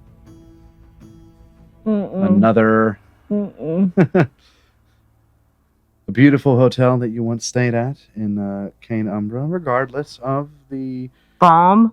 Previous implications. bomb. Yeah, regardless of the Dare you cult to that race tried her to to the kidnap top. your younger brother. But That's a little the cherry unfair. blossom is here in Cane Algard as well. Can we? Sure. Why not? You go in 80 gold. That's fine. Race her to the top. Two of you Race her to the enjoy. top. Race her to the top. The two of you enjoy a manual elevator lift up to the top, where you stay essentially in a couple suite. And while you enjoy the night there, your honeymoon comes to a close. And it feels good. Rona, throughout the day, roll me a survival check. I haven't even rolled you, and I told you I would. Survival check. Ooh, that's a critical fail. For a.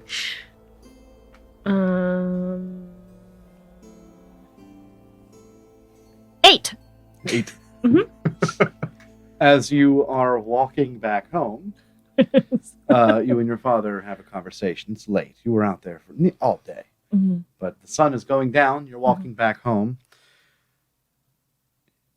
Got a few good fish.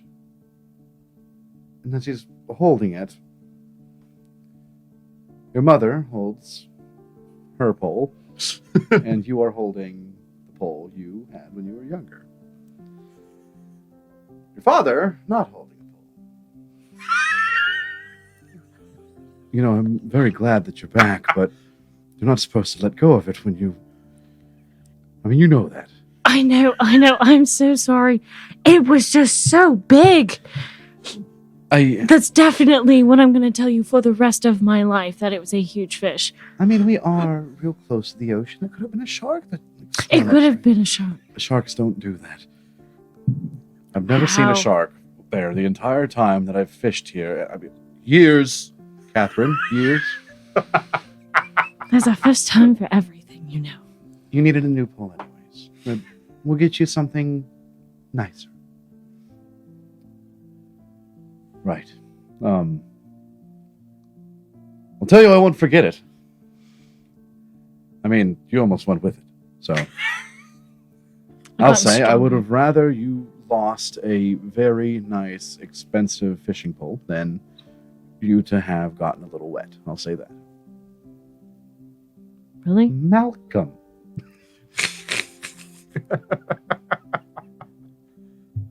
He hands you a handful of fish.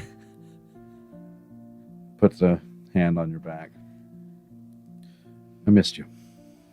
I missed you too. You guys go home and then have the kind of spur of the moment decision to camp outside. Yeah. So you go just not far from your home, but far enough. Set up a campfire. Lay out under the clear night sky. The moon to the south. And cook your fish, your catches of the day. You guys feast. It's very good. Your parents have gotten very good at making really good food from very little resources. Your mother even picked up like a couple of herbs along the way. And you guys enjoy just the day together. Hector, you wake up. Roll me a Constitution saving throw, which I know you'll be good at. But It's always a one. fail. oh, 13. wow, not bad. You finally wake up around 3 p.m. You have long rested. Yay. You get up.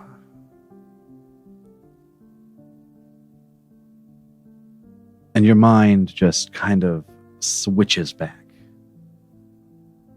It was nice to be able to turn off everything for a while. But now you know. There's a job to do. There's a home to reclaim. And there's a world to save. You rise up.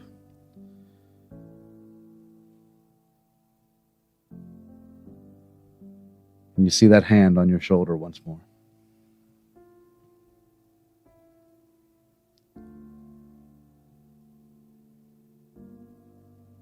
You're not sure what. You're not sure how. But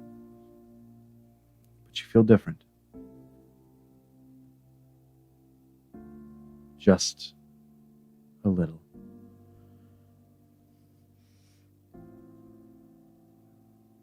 What do you do? I'm going to go into my bag and pull out my fancy, my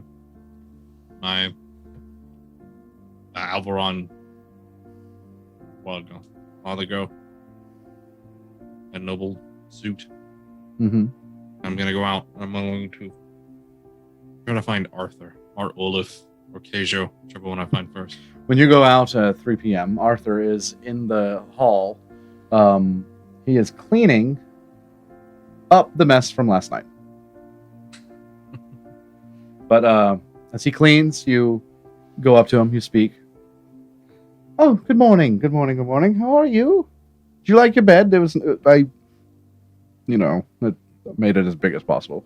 Very comfortable. I've laid in it once or twice. But yeah. Did you enjoy it? I slept well. Good. I need to gather Olaf, Keijo, and the others, all the leaders. We need to have a council before I leave. I have to leave Of course. I'll do that right now. Your friend, would you like me to get him as well? Cerim. Yes. I can do that. He quickly goes out, excited to finally have another order from you after so long. He's done so well with the first order you gave him. He's ready to impress you more. As he heads out, you turn back to the throne. And you look at it. You look at the wings. And you feel the hand on your shoulder once more. Touched me a lot today.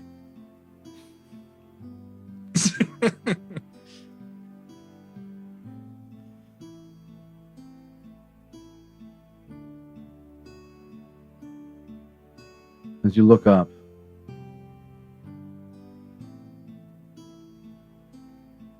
something within you inspires you briefly in this moment that you are alone.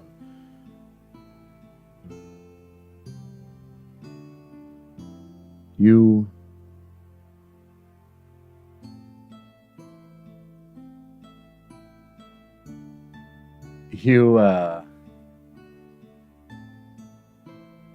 bring out your wings.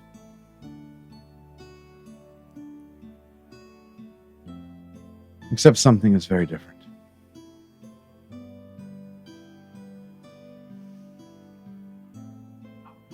They're twice the size that they normally are. Cool. They stretch farther, double in length. Wow. They glow just slightly brighter. And after a minute, they don't disappear.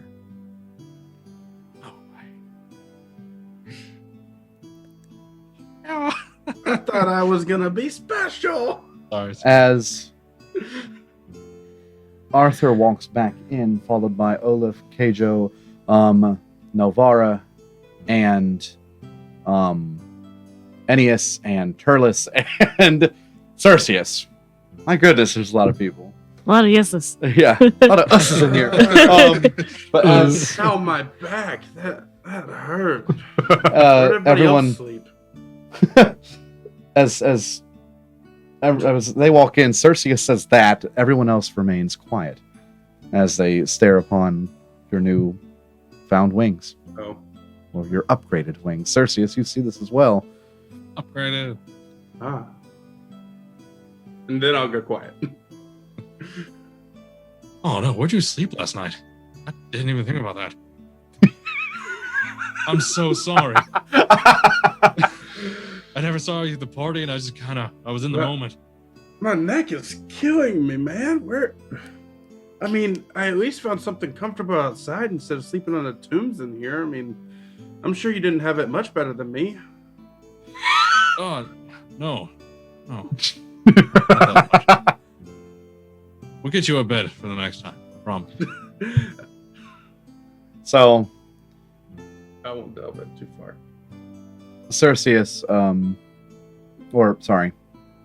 Novara steps forth, just amazed. Do I feel any different than like my normal wing thing?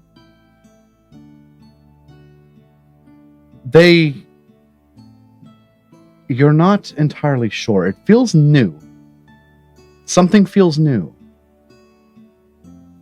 They still have the ethereal radiant glow about them, but they do not disappear. So, in other words, whenever you like. Yay! However, I would put them away pretty shortly after. Yeah. Instead of being all gaudy.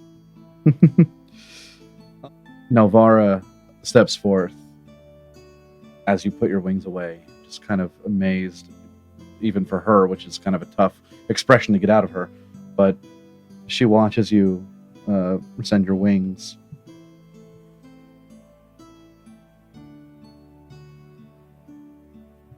Very impressive, Hector.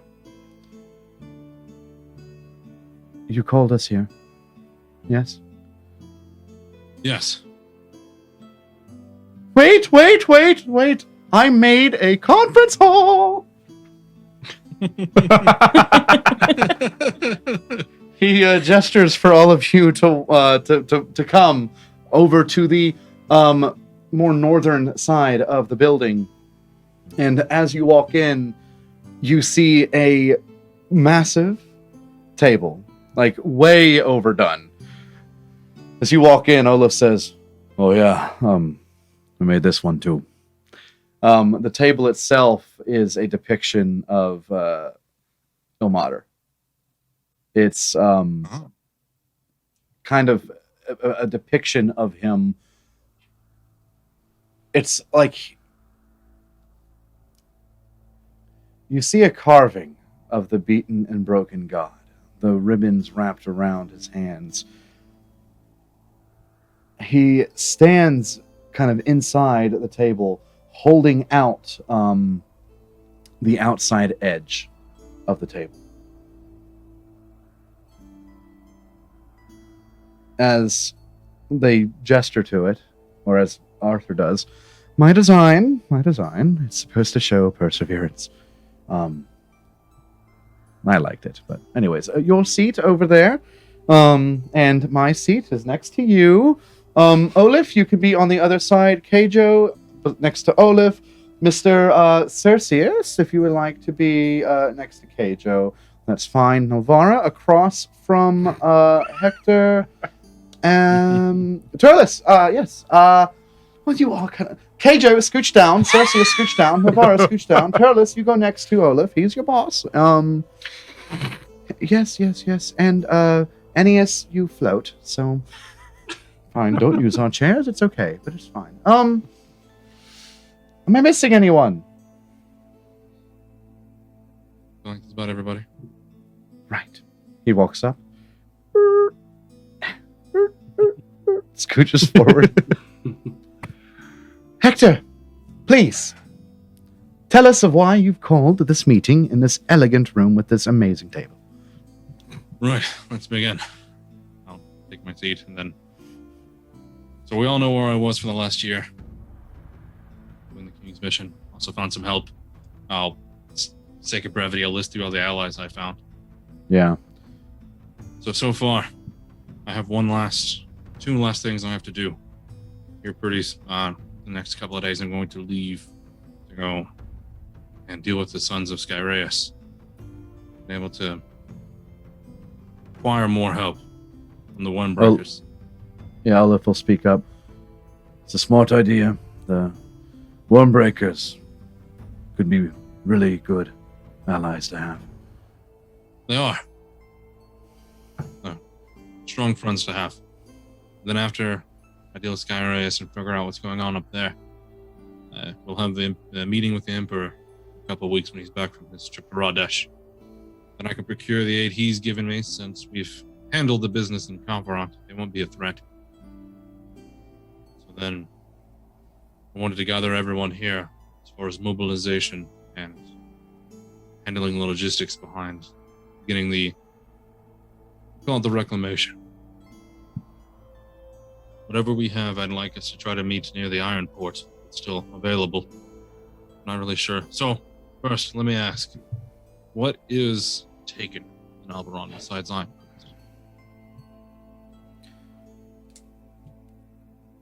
Olaf will... Actually, this will be Novara. Will speak. As you know, Ironcrest has fallen rather quickly.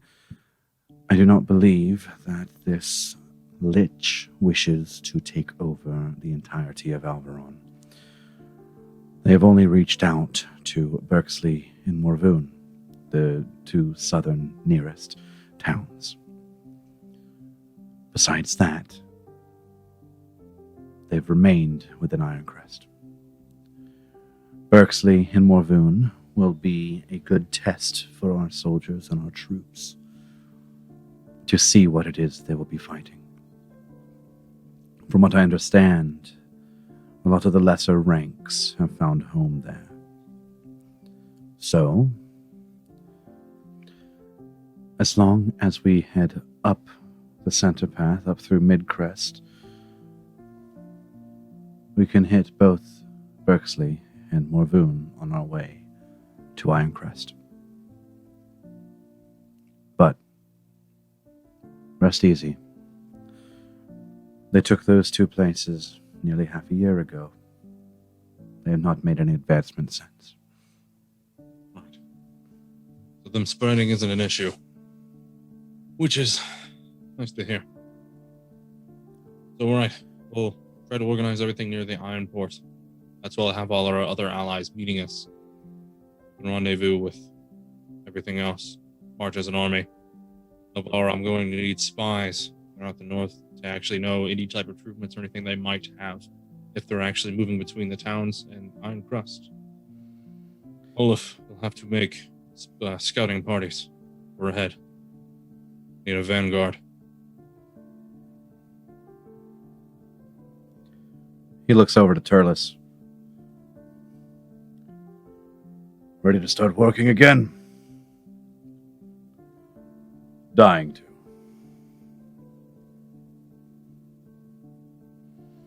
Good. So, Anything else, just go for it. That should cover everything. Taking Ironcrest is going to be a whole other monster within itself. We'll need to send parties west towards the forest to prepare siege equipment to meet us there by the time we arrive, the main force. Then after that, we'll see what we're dealing with. We'll plan accordingly. All right. Hector. I know we traveled through Kalvarant together, but I have to say,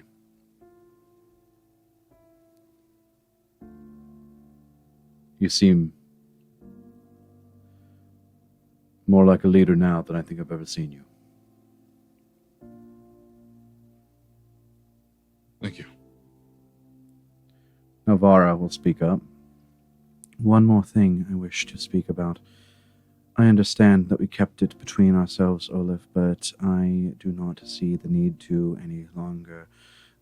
Tegrin, mother of the House of the Broken Bonds, she has survived. I only know this because of sightings of people that I trust. She has made her way south towards Port Agante, and she has left by a ship.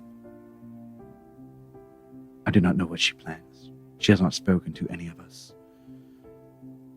I think it might be worth thinking that maybe, just maybe, our sacred mother might be selling information. Olaf stands up. No, she wouldn't. Think about what you're saying. Think about who she is. Impossible. Arthur says, I met her once. She was really nice. I don't think she'd do that.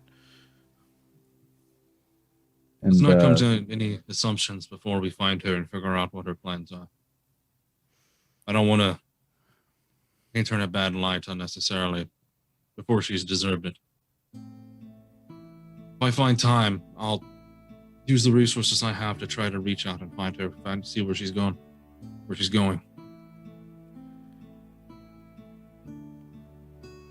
Very well. I will send scouts. I'll make sure there is no movement outside of the 3 areas we know they are. Anything else you wish of us? No. We have our plan. We have your orders. I have head a back. question. Actually. Do we call you my lord? My king? My highness? Your highness? Not my highness. Your highness? If you're worried about a specific title, that's coordinated by the Emperor as the next king of Alvaron. My title currently is king and not prince.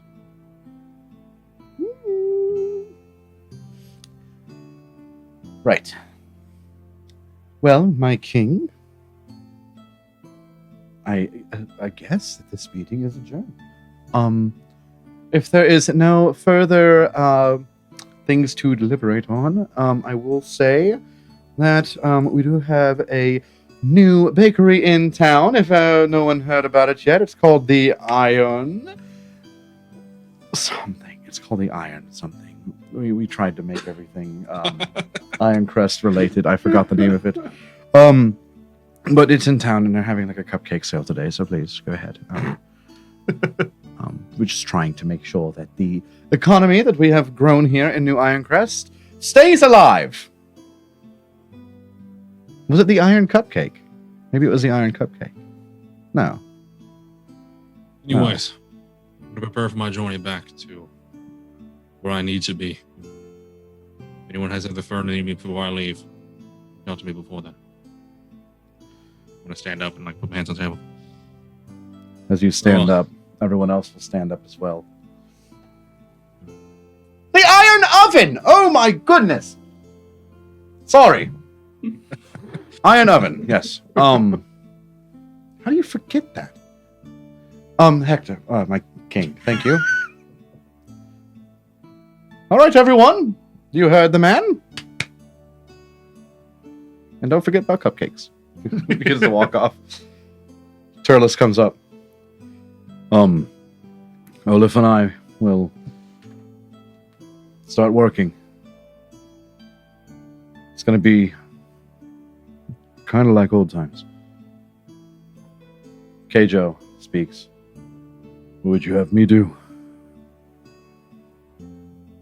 I need you to find me the best you can find as Hector Stoneborn's personal bodyguard. You already got him. He steps forth. I have one. I need a group. Oh, bodyguard. No. Like, yeah, guard. Like a company. Gotcha. I can do that. I'm workshopping it, but I'm thinking of the name. The Order of the Law and Light. He looks over to Icaros, who would be here somewhere. Yeah. Don't worry.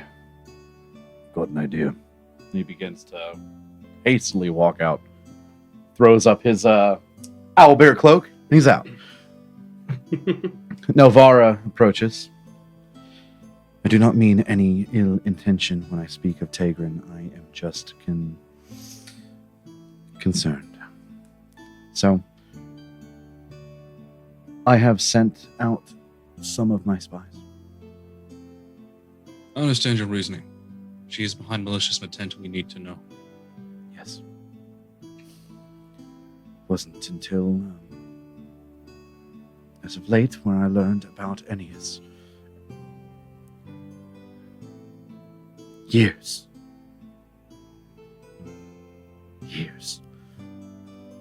I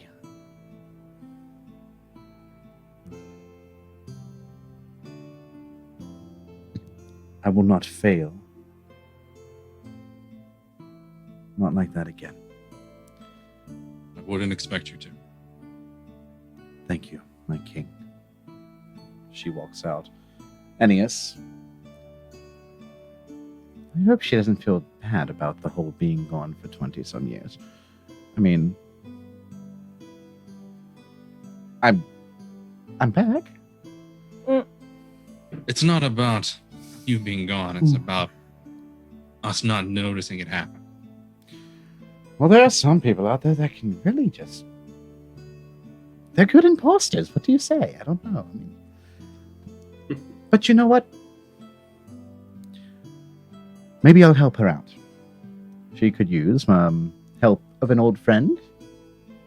So, is there anything else you could use me for, Hector, before I help out Novara? No, nothing I can think of. Very well. My king. He floats out. Turles and Olaf head out as well. And all that remains, you and Cerim.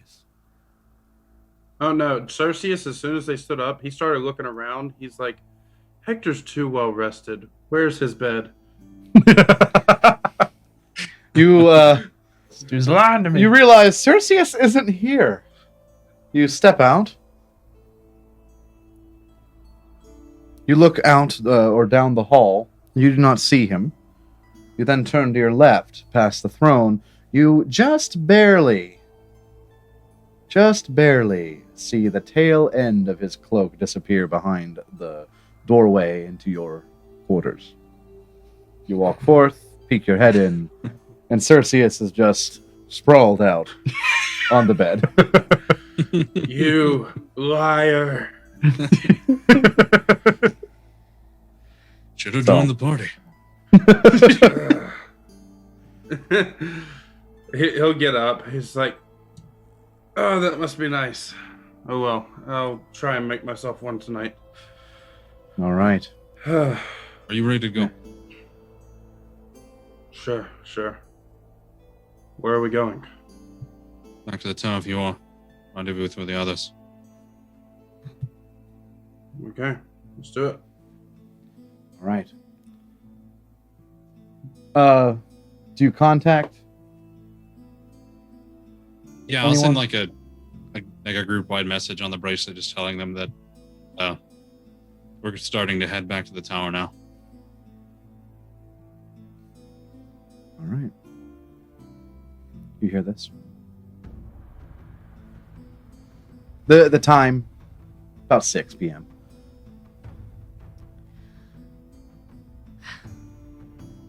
I might have to go soon. Just come back. Do your little message thing that you do. We don't know really where we're going to be. Okay. I like that. I'm glad you are deciding to venture out. It'll be good for you. I love you. I And she love you goes in too. for a hug.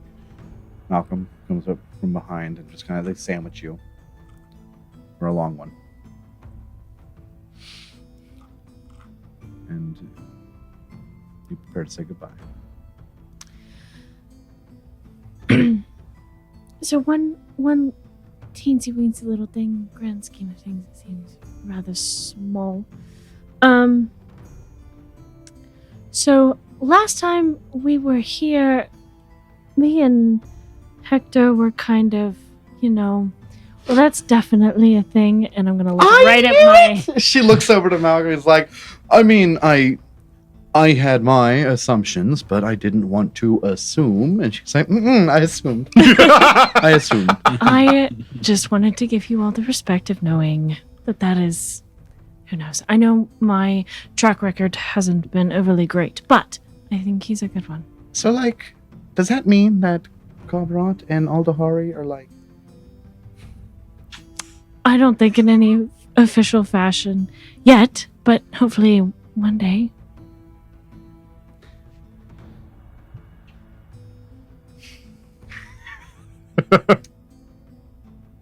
We love you. Get going. I will. And be safe. I will. And I will mount Abe and start a 6-hour trek back to the port we just came from. Abe made it relatively quick. Okay. The carriage ride is slower. Abe was booking it. Okay, It's a couple hours. Sweet. Yeah, so you begin to make it back. Eldon. That message You- is left on red. Yeah, no. You... well, this is later in the day. That is a. I'll get back to you later on it. You take another 80 gold out as you and Bessie decide, let's just spend a day together in the hotel. You wake up, breakfast in bed, delivered. You're the only one that gets up. She stays in bed literally the entire day. And as you get up to go get the breakfast, you bring it back. No word from your group, just enjoying your time.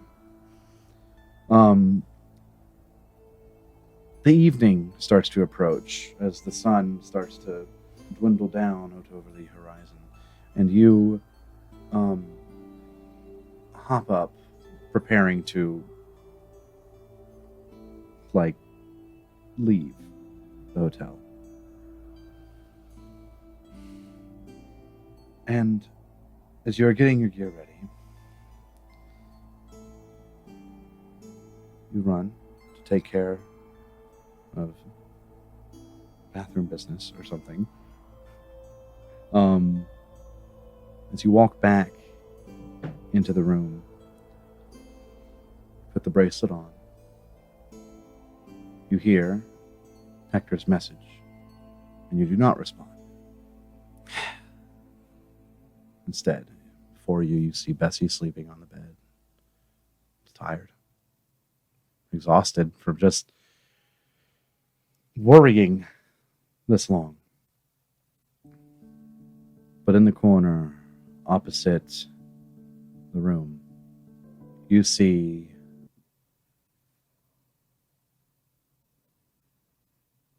a face you haven't seen before. What? But a woman wearing colors that you have seen before.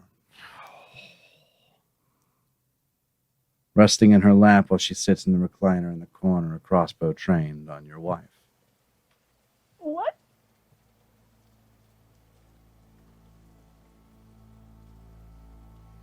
As she moves her finger over the trigger, she raises up just one finger to you.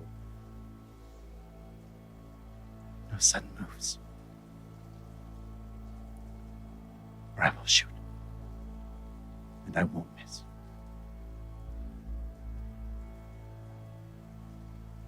You stay there, and I'll stay here. She looks tired, bags under her eyes. She's had a lot of restless nights.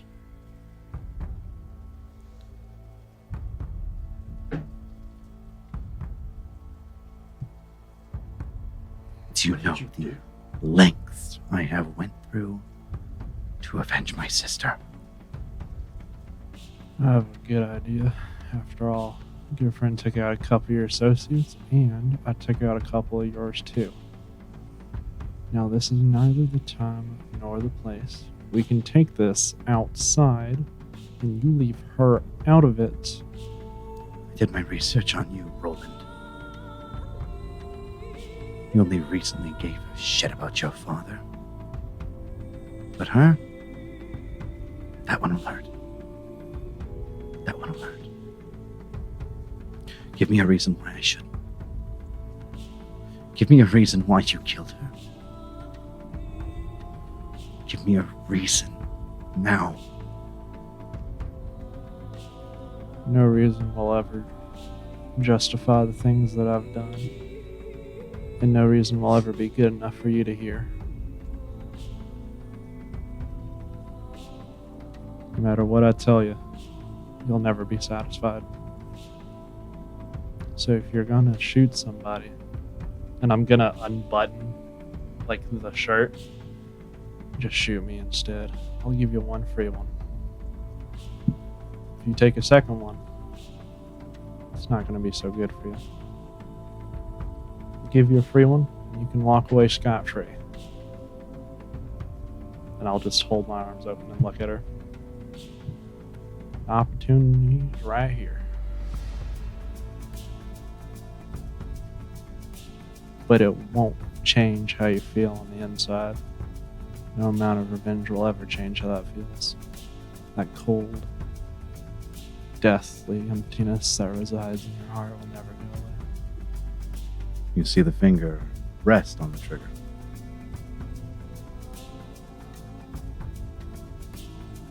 No, it won't. And she pulls. At Bessie? And that's where we're going to end. But who did she shoot? Oh, there's gonna be a murder, all right. So, with that, intense, and we're going to end it here. How can you do this to me? Alex just got brave. Who did she shoot? She's dying a brave woman. Oh, But that is all the time we have. So thank you for stopping by, Traveler. We hope you enjoyed your time here with us. And I hope you're not mad at me. You'll see what it's like next time we play. Stay safe out there. And until we meet again, keep moving forward.